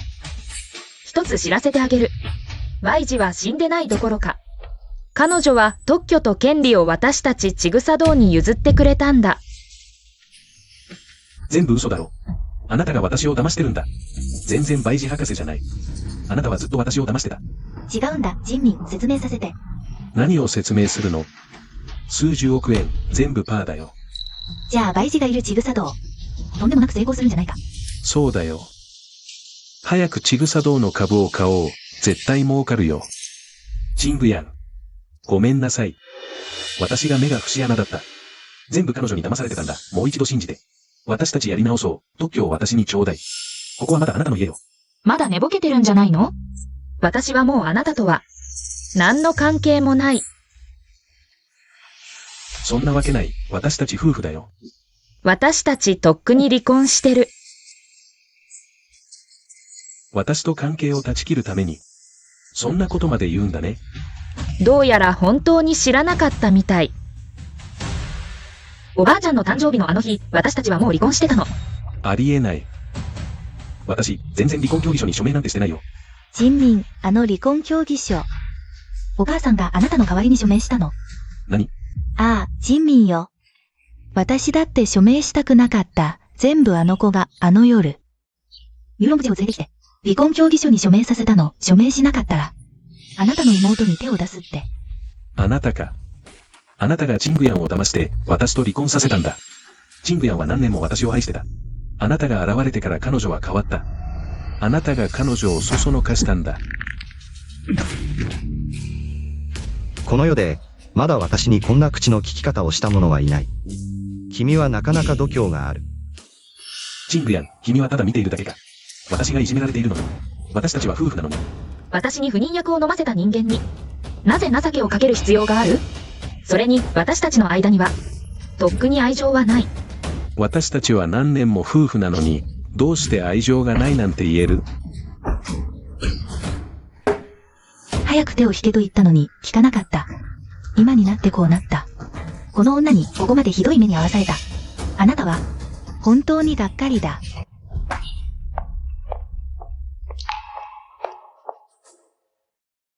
行こう。うん。陳社長、ちぐさ堂の株、今でも買えますか？すぐに調整させます。次の計画は、うちの会社は、全面的に協力します。資金調達のルートも、すでに準備万端です。全部、私のものになるはずだった。全部、あなたのせいだ、イオモトング。あなたがチングヤンを追い出した。あなたが私に退路を立たせた。ジンミン。私。それは、あなたを愛しすぎたからこそ、嘘をつく勇気があったんだ。愛？これがあなたの愛？何十億も騙し取って、私をみんなの前で顔向けできないようにして。ちょっと、ジンミン、まず落ち着いて。彼女を殴りたいなら、母は反対しないけど。彼女は今、あなたの子供を身ごもっているのよ。あなた、絶対に私の大事な孫を傷つけてはいけないよ。もしあなたのお腹に私の子供がいなかったら、二度とあなたを見ない。皆さん、今日はまだ家の用事が残っています。また後日、お話しましょう。家に帰って資産を清算する。うん。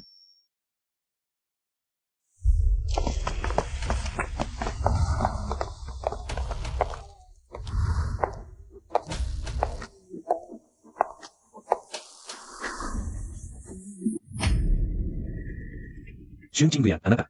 これ、どういう意味ですか？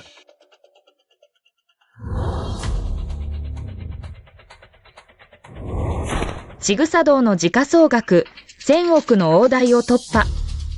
もちろん、賭けの約束を果たしに来たんだよ。どうした？君たちの表情を見ると、約束を保護にする気か？あの賭けはもちろん無効だ。早くバイジと仲がいいと言ってくれれば、父さんがどうして、縁切りに同意するはずがない。つまり、あなたたちは縁切り状にサインするつもりはない？ジングヤン、私たちはやっぱり、骨を折っても繋がっている。過去のことは、水に流そう。あなたは今成功したんだから、戻ってきてよ。弟を助けてくれよ。あの太った水は他人の他を流さないじゃないか。ああ、そうだ。この新書は君が帰ってきてもいい。弟の会社の管理を手伝ってくれます。悪いですか？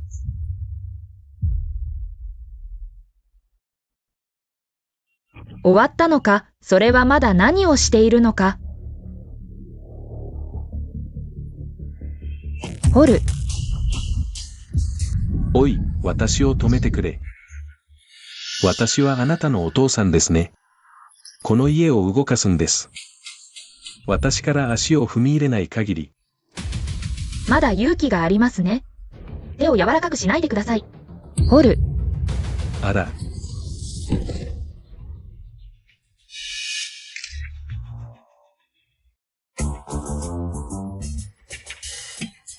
あなたじゃない、何してるの？ああ、鎮火の番人が街でズボンをおしっこするというニュース。クリック率は低くないでしょう。紙を出さないでください。サインしてもいいですか？これは話のようですね。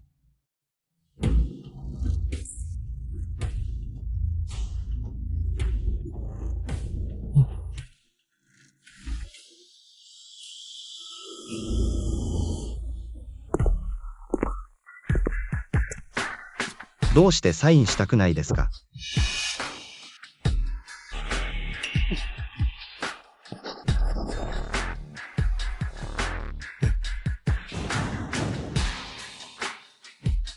やっと手に入れた。この家は解体したくなければ。2億割引も可能。シェンチングや。寸法を入れないでください。お金はもう渡しました。家が欲しいですね。シェンじいさんの遺産にははっきりと書かれている。この家は、ともとチングヤンに残したものです。いいと言ったのは、部返しても1ミリも足りない。それとも、あなたはあなたの手足で借金を返済したいです。私もあなたを完成させることができます。来ないでよ、来ないで。息子さん、息子さん。息子。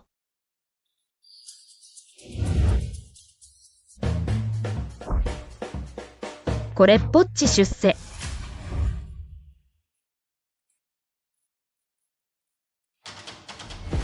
何してるの？この別荘を取り壊したくないのではないか。それは彼の小さな金庫で到着します。この資産も穴を埋めるには足りないよ。彼の城塞に残っている2つのバーを使います。この穴を埋めましょう。シェンチングやん、あなたは本当に絶刀を食べますか？当てた。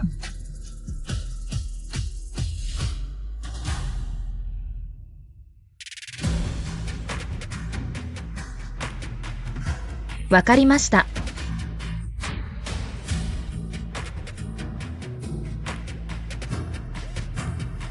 皆さんはそれぞれ大丈夫ですか？あら。この親不孝女よ。ああ、すぐに来ますね。準備ができています。これ。ちぐさ堂が1000億の大台を突破したお祝いに、こっそり準備したんだ。どう？びっくりした。すごい、凝ってるね。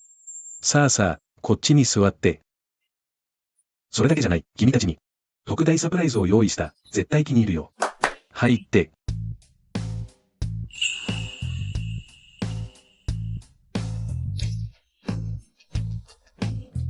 あんたたち、これは。陳社長、初陣から大勝利おめでとう。ちぐさ堂の今後が、順風満帆で大儲けできますように。これってどういうこと？陳社長、ご無沙汰してますね。大儲けしたみたいだ。今日はご機嫌だね。陳社長、一緒に踊りませんか？そう、踊りましょう。さあさあ。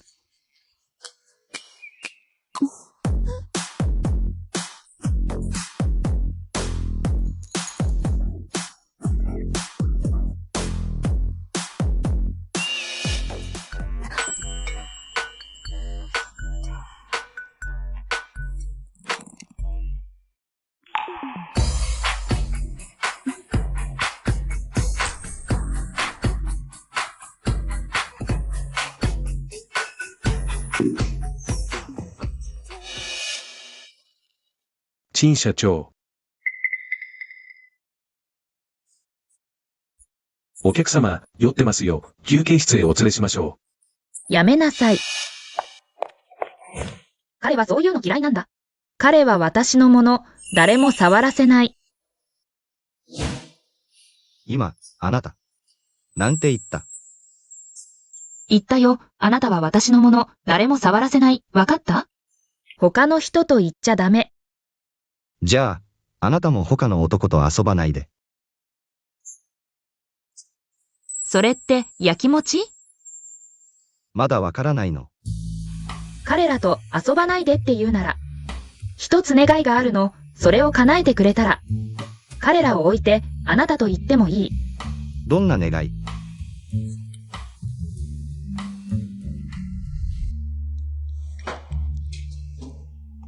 こいつ、犬みたいだな。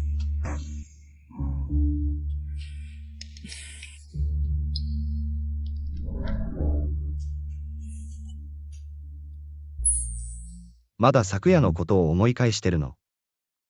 ただ、かつての高根の花が私のために、ここまでしてくれるなんて。ミューロングチェ、私のこと好きすぎじゃない？そう、大好きなんだ。シュンチングヤン。これから私があなたを満足させられれば、他の人を探さなくてもよくなる。昨夜のあなたのパフォーマンスは確かに見事だった。でも、弱水3001票だけじゃ物足りない。ミューロングチェ、あなたは自由よ。私一本に縛られないで。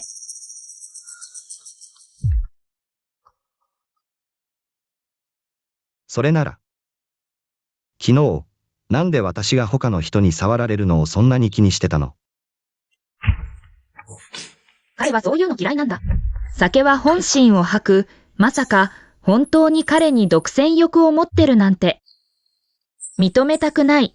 彼に弱みを握られたらどうしよう。だって君は絶世の美女だし、まだ十分に楽しんでいないんだから。なんで他人に譲る必要があるの？つまり、私が君を喜ばせられるって認めたんだね。そんなに嬉しいことなの？君が喜べば、もっとたくさん要求できるからね。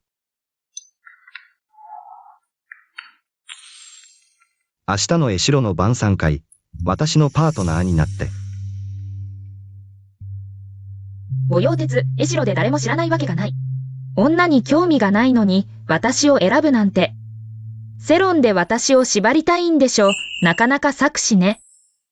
ただ、昨日の夜の私のパフォーマンスを考慮に入れて、手伝ってほしいだけだよ。やめてよ、御用鉄が手を振れば。お嬢様たちがここから木浦へまで並ぶんだから。私は付き合わないわ。もし、君がずっと欲しがっていたもぐさ肩を掛け金にするなら。何？もぐさ肩があなたのところにあるの？もぐさ肩は主催者のプライベートコレクションだ。君が私のパートナーとして出席すれば、本物を見せてあげる。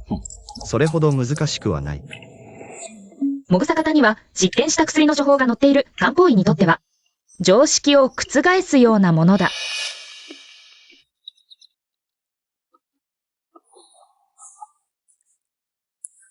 付き合わないって言ったじゃない。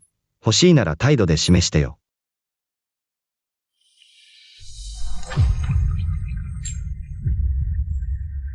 あなたってひどいわね。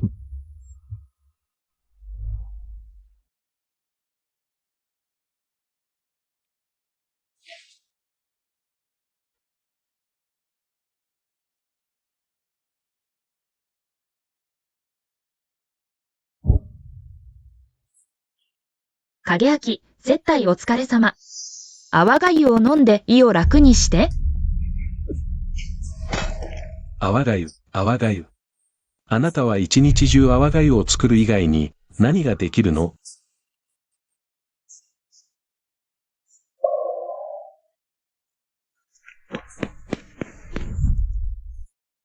あの子は以前私にとてもよくしてくれたのに。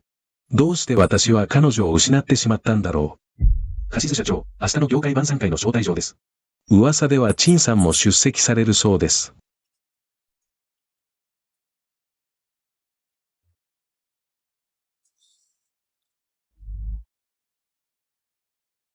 陳清安もいるのか。もし私が宴会で彼女に誤って和解を申し出たら、もしかしたら彼女は許してくれるかもしれない。言って、あの限定品の影のルビーネックスを持ってきて、明日の晩餐会に持っていく。この宝石、私のために用意してくれたの？はい。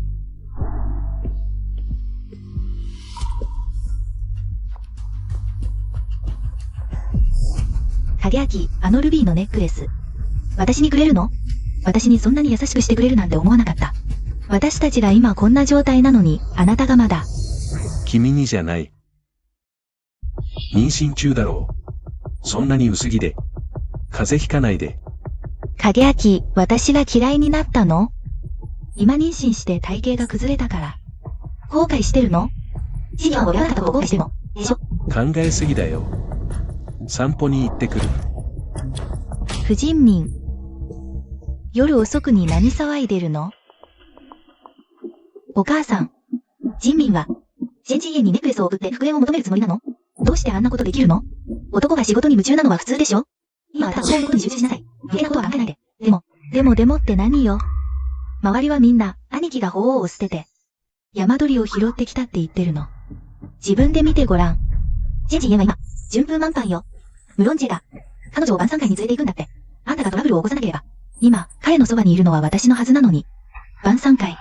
じゃあ、不人民のルビーは、彼女へのものなの？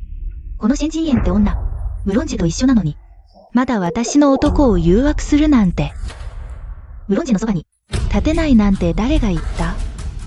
フケは今そんな状態なのに、私なんか見向きもしないでしょ。方法はもちろんあるわ。ただ、あなたたちに勇気があるかどうかね。お母さん、これ本当にうまくいくの？どうしてダメなの？あの先人園だって、誰もいらないお下がりなのに、無論ジェを誘惑できたんだから。うちの UL はこんなに綺麗に育ってるんだから。どうして無論ジェの奥様になれないの？無論ジェ家は家風が厳しく、評判をとても重んじるの。その時、この件を大きく騒ぎ立てさえすれば、無論ジェ家に嫁ぐのは、たやすいことじゃない。でも、もし、バレたらどうしよう。あらあら、心配しないで。もうホテルのマネージャーに話をつけてあるから。部屋に入ってきたのは、先人園だってことにして、無論ジェの同伴者だって。ホテルのマネージャーが保証してくれたわ、チェックには来ないって。安心してここで待ってなさいよ。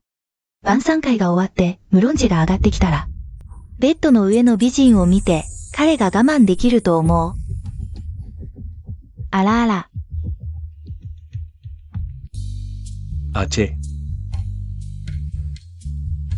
公共の場に女連れで来るなんて初めてだね。まさか彼女？早く紹介してよ。紹介するね。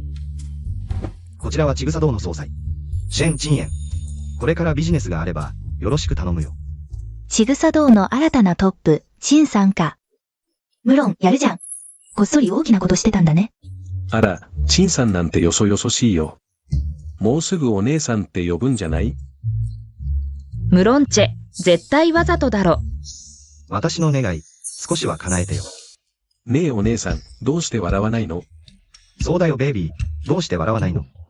もぐさ書のため我慢する。ダーリン、とっても嬉しそうに笑ってるよ。鉄ケ機とお姉さん、仲が本当にいいね。羨ましいよ。人民、中に入ろう。触らないで。人民。チンエン、少し話せる？ダメ。彼氏が嫉妬するから。話があるなら、ここで言って。わかった。ここで言うよ、シェンチンエン。後悔してる。やり直そうよ。人民。前に言え、ジュートもそんなに愛してたじゃない。彼女のために私に薬を飲ませて、軍の子供を産めなくさせた。生きたまま、私を精神病に追い込んだ。まだ半年しか経ってないのに、もう後悔してるの？薬の件は俺が悪かった。俺はシュートンが好きだと思ってた。だから君に俺の子供を産んでほしくなかった。でも今はっきりした。好きなのは君だ。君と子供を作りたい。何人産んでもいい。俺が協力する。軍が戻ってきてくれさえすれば、1000倍。いや、100倍も軍に尽くす。違う。この言葉は全部本当だ。少しでも嘘があれば、この風人民、子孫が絶えるように。元の私は彼に200キロのデブにさせられ、精神病院に閉じ込められても、彼は一別もしなかった。今は痩せて、美しくなって、金もある。やっと後悔したんだ。君が赤が一番好きだったはずだ。これは君に、用意したプレゼントだ。カルティエの新作ネックレス。気に入るか見てみて。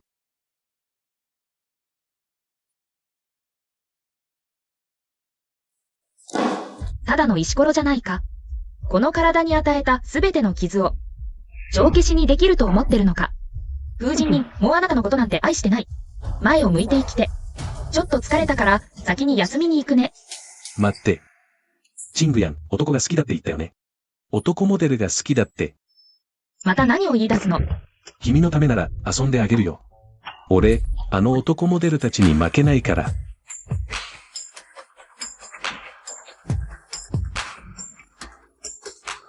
あなた、風神民、俺と遊んでよ。知ってる？今のあなた、何に見えるか。尻尾を振って哀れむ犬みたい。残念だけど、俺の周りには犬はたくさんいるし、ましてや、人を噛む犬なんて飼わない。シュンチングヤン、ここまで頼んでるのに、まだ俺を恥ずかしめたいのか。カシズさん。本当に感謝してるよ。この、名ばかりの結婚から抜け出せて、俺とチングヤンを成就させてくれた。ニューロングチェ。喜ぶのはまだ早いよ。シュンチングヤンはただ、あなたの家柄を利用して力で這い上がろうとしてるだけ。じゃあ、どうしてあなたの家柄を利用しないんだろう。ああ、忘れてた。カシズか。今はもう頼りにならないからね。彼女が俺を利用するのは光栄だ。俺の先祖たちが築き上げたこの基盤に感謝しなきゃ。彼女が俺に目をつけてくれたんだから。何度も言ったでしょ、シンさん。ニューロング様のお部屋では、誰も邪魔をしてはいけない。わかった？はい、はい、わかりました。シュンチングヤン、俺からは逃げ回って、平気で、ニューロングチェの部屋に通うなんて、そんなに彼が好きなのか。柔らかくダメなら、強引に行くしかない。よし。どんな手段を使っても、ニューロングチェの家の入り口を塞げ。誰も入ってはいけません。はい。鎮西ツバメ。これはあなたが私を追い詰めたからです。影明も本当に、人生つばめにも見捨てられて、まだしつこく寄り添っている女道さん。男の性分ってこういうものなんです。おおらかになって怒らないで。お腹の赤ちゃんに良くないから。ああ、母用鉄もうすぐ上がってくるよ。準備して私たちも出番だ。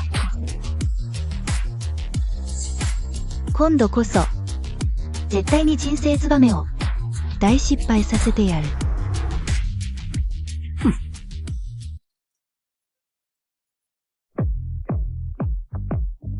彼、さっきなんて言ったの？ヒュウソネコを噛むような言葉だけど安心して。彼に私を追い出す力はない。休みに上がるんじゃなかったの。またそんなこと言って。私が出て行ったらみんなにバレちゃう。これからどうやって遊ぶの？とにかく私の独身キャラを壊した。だから、代償として今すぐ百層肩を見せて。いいけど物は上にあるよ。じゃあ何を待ってるの？早く上がろう。今はこうやって引っ張り合うのが、自分のキャラを壊すとは思わないの。行こう。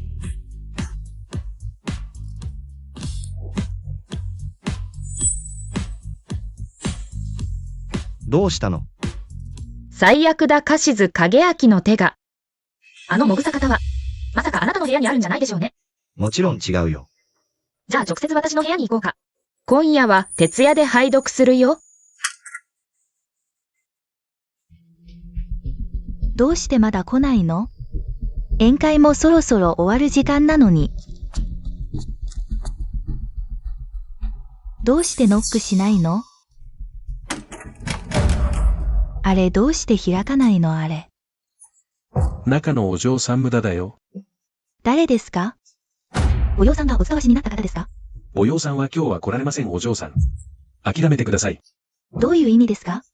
少々お待ちください。誰かがお尋ねします。あなたは中でゆっくりお待ちください。やばいやばい。まさか人生つばめに言われたんじゃないでしょうね。私を迎えに来た人を送ってきたんだね。ああ、どうしよう。中にいますか？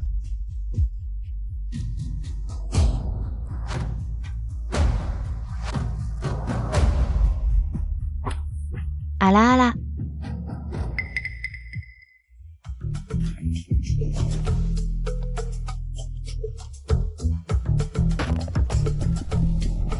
中にいますか？はい。はい。ジュンチングヤン。以前は私がダメで君に触れたくなかった。でも今夜から誓う。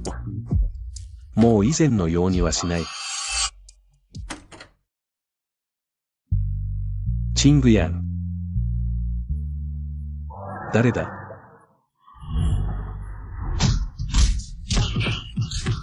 私をいじめるからだ。ぶっ殺す。私をいじめるからだ。やめて。私をいじめるから、今日はお前をぶちのめさないと。子孫が絶えるまで、私の名前はカシズじゃない。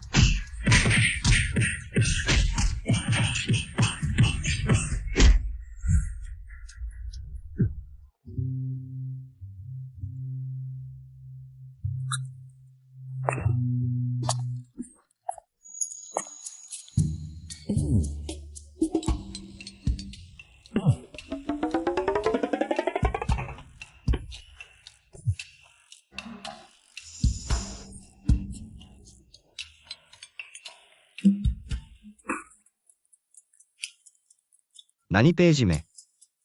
うるさい。入ってから今まで、君は私を一別すらしていない。見たよ。じゃあ今、私が着ている服の色は何色？黒。今着ているのは紺色だよ。紺色。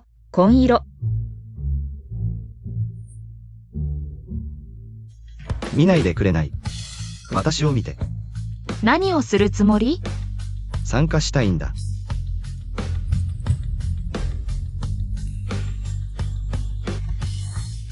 本気か？うん。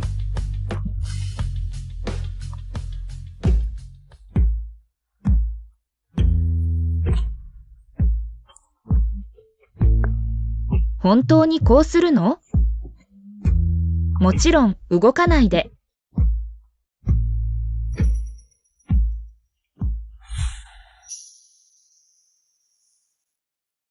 痛い。痛いのが正解。少し我慢して。君のここの経絡がひどく詰まっている。普段からよくのぼせてるんじゃない？今は下がった。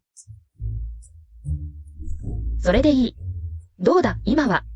すっきりした感じがするだろ？うん。でも今のこの姿勢、ちょっと辛い。一つのことに集中しすぎるなよ、白博士。胸が苦しくて痛い。治せる。男は頭の中がそればかり。直すべきだ。どうしたの？前は毎日私をからかって、調子に乗ってたのに、たった半年で、プラトニックになっちゃった。私がプラトニックかどうか、君が一番よく知ってるだろ？あなた。君は私の進歩を妨げた。10分間の罰だ。この壺。あと10分で自動的に解けるから、あなたは、しっかり反省しなさい。私が何を反省するの？あら。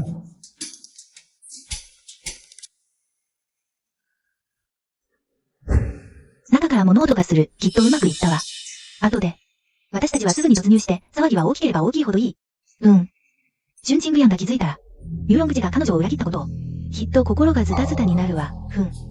これでどうやって高嶺の花に手を伸ばすつもりかしら。アラチングヤン姉、まさか。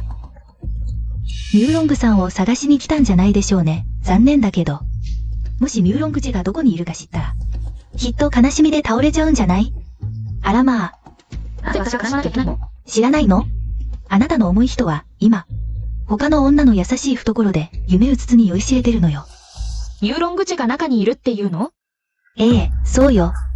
正直に言うわ。私はもう記者を呼んだの、ドアが開いたら。みんなが見られるわ。あら、このミューロング家は花風が厳しいのに。もし撮影されて、このミューロング家の御曹司が、他の女の部屋から出てくるところを、あなたはどう思う？まだミューロング夫人になれると思う。まず第一に、私は誰かの夫人になることには興味ないし、第二に、ミューロングチェは中にいないわ。ふん、強がり言ってるだけよ。現実から目を背けてるんでしょ。もちろん言うわ。どうしてあなたがここに？じゃあ中にいるのは誰？あら UER。大丈夫？ UER。あのクソ野郎は？安心してお母さん。私、とっくに知ってたの。これはシュンチングヤンの仕掛けた罠だって。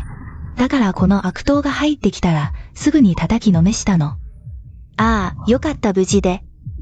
お母さん、びっくりしたわ。ああ。知恵、こんな手合いが私の娘に手を出そうだなんて、シュンチングやん。よくも人友を害そうとする人間を雇ったわね。一体どういうつもり？私にそんな暇はないわよ。認めないの？よし。奴の急所を思いっきりぶん殴れ。真実を言うまでな。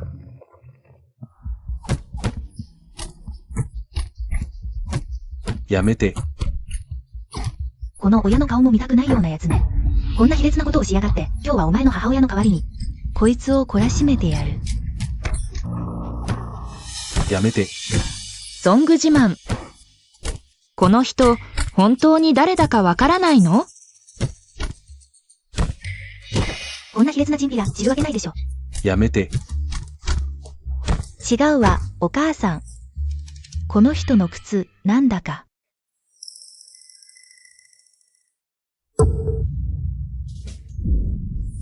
人民の？人民。どうしてここに？なんであなたなの？ああ。人民。どうしてあなたなの？人民。先生。早く医者を呼んで。人民。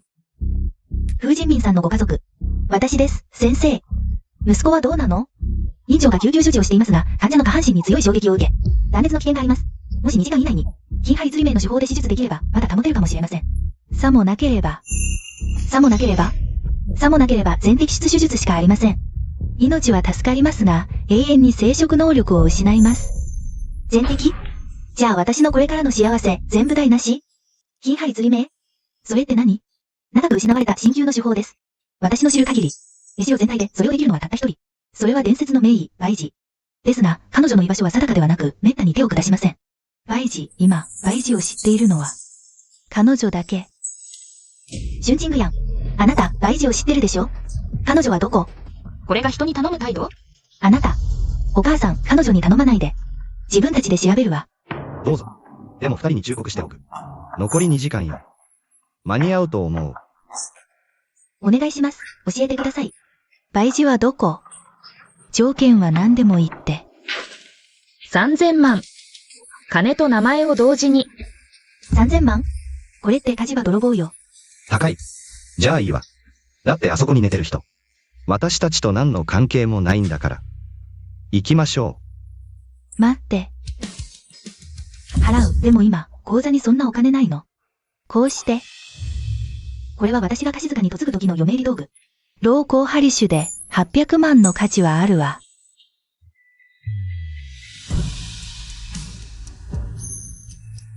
これはカルティエの限定モデル300万で買ったの。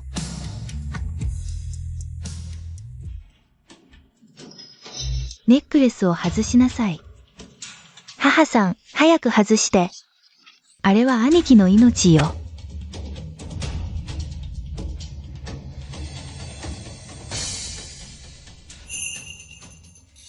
このネックレス150万円相当よ。あげる。これ全部合わせたら軽く1000万円は超えるわ。残りは借用書を書くから。安心して家財を全部売り払っても必ず揃えて返すから。仕方ないわね。損してるけど受け取るわ。さあ、バイジがどこにいるか教えて。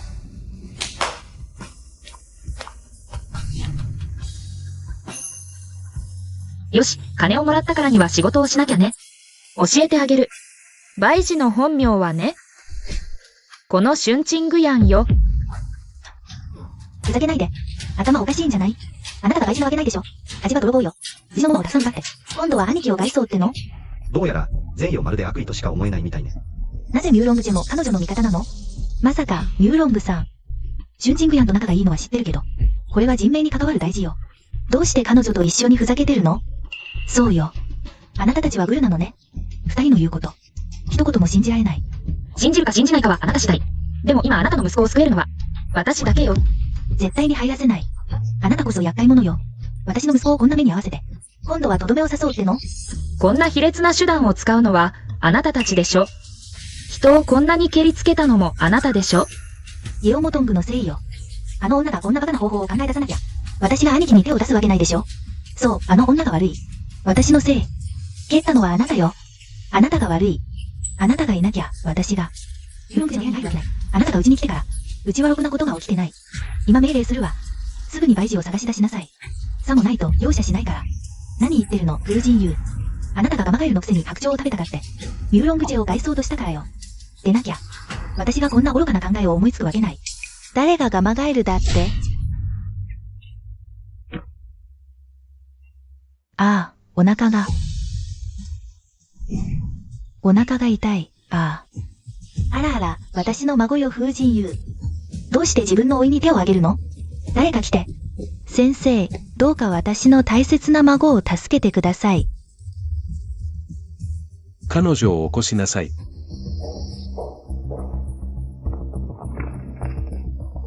本当に私は不運だわ。風神優、言っておくけど、あの子に何かあったら、絶対に許さないから。まだ培事博士は見つかっていないの？患者は今危険な状態です。すぐに決断しなければなりません。私が培事です。でも彼女たちはどうしても中に入れてくれないんです。あなたが培事なの？私はあなた方にと性能薬の取引があります。彼は私を知っています。それではどうぞお入りください。ダメ、これはダメ。彼女はただの精神病患者です。それに私の息子のあだでもあります。彼女を中に入れて息子に復讐させるわけにはいきません。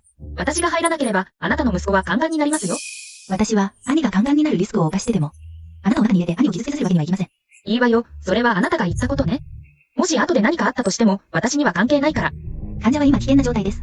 もしどうしても培事博士が見つからないなら、今すぐ全摘出手術を行う必要があります。さもなければ命さえ保てません。これは手術の同意書です。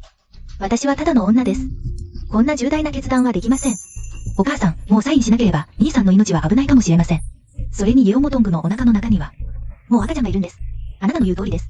たとえ人民が不妊になっても、今の貸し塚には、後継ぎがいます。よし、サインします。先生、息子の手術はどうでしたか？手術は成功しました。患者は危険を脱しました。残念です。もし培事博士を招くことができていたら、事態はここまで発展しなかったでしょう。これからは、患者の感情にもっと注意してください。全部主治医のせいです。ずっと培事のふりをして時間を無駄にしたから、息子をこんな状態にしてしまったんです。陳さん、どうしてここにいるの？第一人者。来たのにどうして中に入らないの？もっと早く近親小血の手を使っていれば、この患者は切断しなくて済んだのに。仕方なかったんです。彼女たちがどうしても入れてくれないから。あなたたち。あなたたちは知らないの？陳さんの名を知らないの？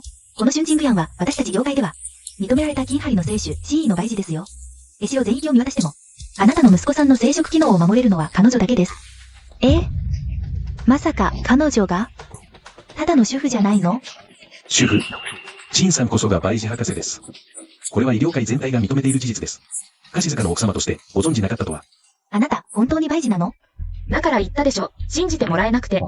培事博士。私が悪いんだ、お兄様を。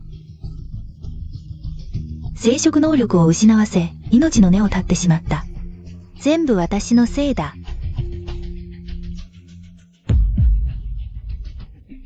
お母さん。私が悪いんだ。まさか本当だったなんて。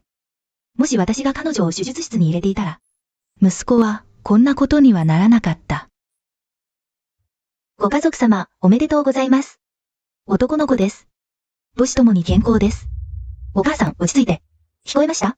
看護師さんが、イエオモトングが産んだのは男の子だって。男の子よ。男の子でよかったわ、ああ。でないと、お兄様が目を覚ましたら、きっと私をひどく叱るわ。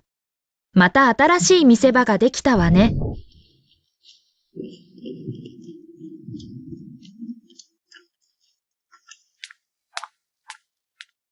オモトングちゃん。あなたが樫塚のために子孫を残してくれた大功人よ。お義母さん、これも私の務めです。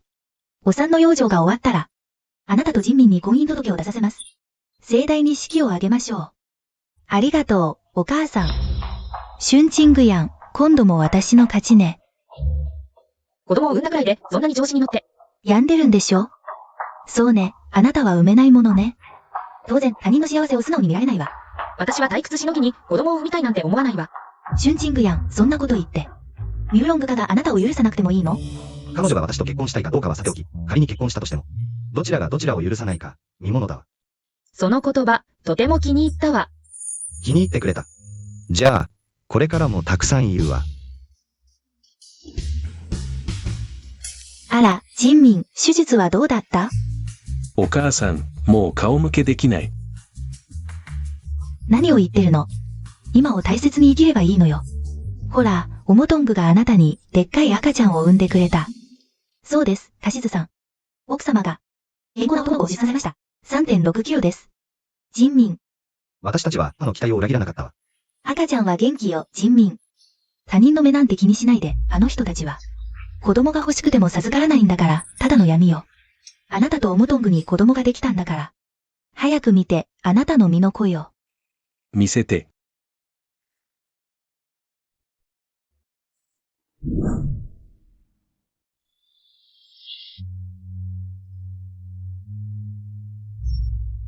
ゲオモトング。これがあなたが産んだ子供か。どうしたの？まさか子供が不細工すぎた？新生児は皆こんなものよ。数日すれば顔立ちが整うわ。子供っぽいこと言わないで。これ、どうして黒人なんだ？前から言ってたでしょ、この子の肌は少し特殊だって。残念だけど、誰も信じてくれなかった。まさか人を間違えたのか。あの頃遊びすぎたけど、でも子供まで産んだのに。今となっては、風化にしがみつくしかない。さもなければ。私とこの子は、路頭に迷うしかない。説明してくれ。人民違うわ。この子はあなたの子よ。赤ちゃんは新生児横断で肌色が濃くなるのは普通よ。数日すれば白くなるから。バカだと思ってるの？黄色と黒の区別もつかないと。色の問題じゃない。人種の問題だ。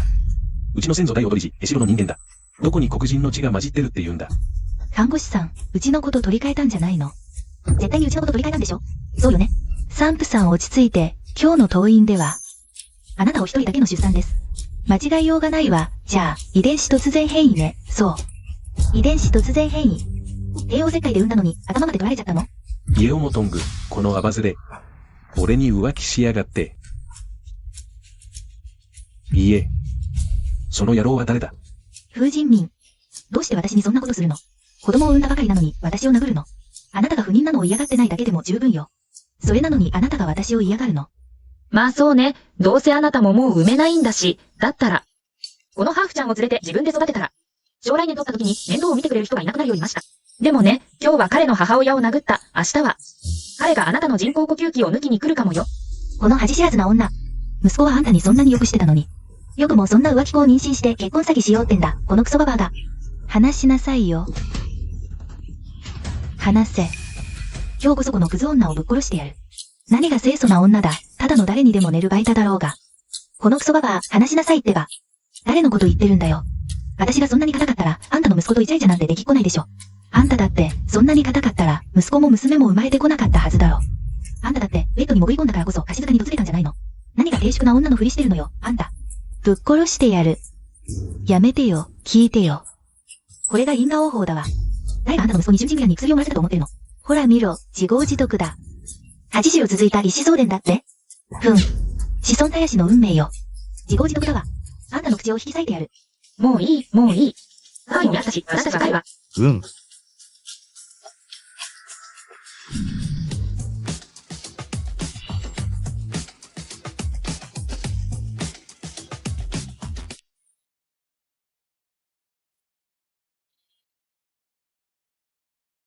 これは、夢なの。夢でもない。あなたはシュンチングヤン？私、バイジよ。ありがとう。ありがとう。でも、私を恨むべきじゃない？あなたの体を乗っ取ったんだから。私は小さい頃からずっとみんなに気に入られようとしてた。それでも鎮火には金のなる木として扱われて、橋塚にはただの家政婦として扱われた。悔しくていつも思ってた。誰かが私の代わりに怒りを晴らしてくれたらって。幸い、あなたに出会えた。離婚して鎮火と縁を切り、ちぐさ道を大きくする。どれも私がやりたくてもできなかったこと。全部あなたが代わりにやってくれた。私がやったのはあなたのためじゃない。自分のためよ。だからこそ、分かったの。シュンチングヤンの人生にも、こんなにたくさんの可能性があったって。これで私の執念も、やっと晴らせる。あなた、行っちゃうの？うん。私は別の世界で、ちゃんと自分を愛するの。これからもあなたは自由に生き続けてね。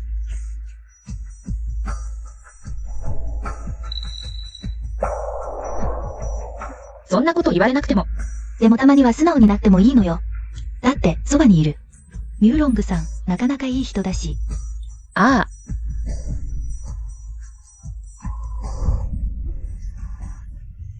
ミューロングチェ、話して。もう少し寝かせて。首が絞められて息ができないよ。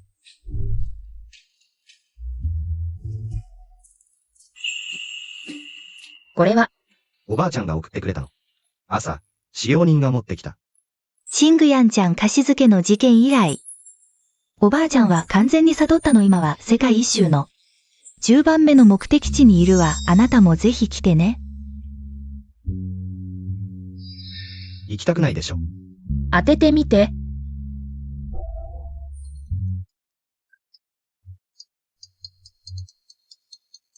チングヤン姉私たちよ久しぶり。会いたかったよもうこんなに経ってるのに。どうしてまだ遊びに来ないの私たちのどこか。悪いところでもあるの。もちろん違うよ。あらこれ。まだ説明してるの私が切らなかったら。また魂を抜かれてたでしょ。あのね、以前はビジネスがどんどん拡大してて。彼らを冷たくしちゃったんだ今は、進化とちぐさどうも。軌道に乗ったし、少しリラックスしてもいいんじゃない？わかった。いいね。あら何してるの？どうやら私がリラックスしすぎてあなたに時間を作らせてあの女たちと遊ばせてたみたいね。え、待って待って。誰が本当にリラックスしてあげるべきだ。あ、待って。やっぱり彼らに会いに行きたかったんだ。さっきは嘘ついたの。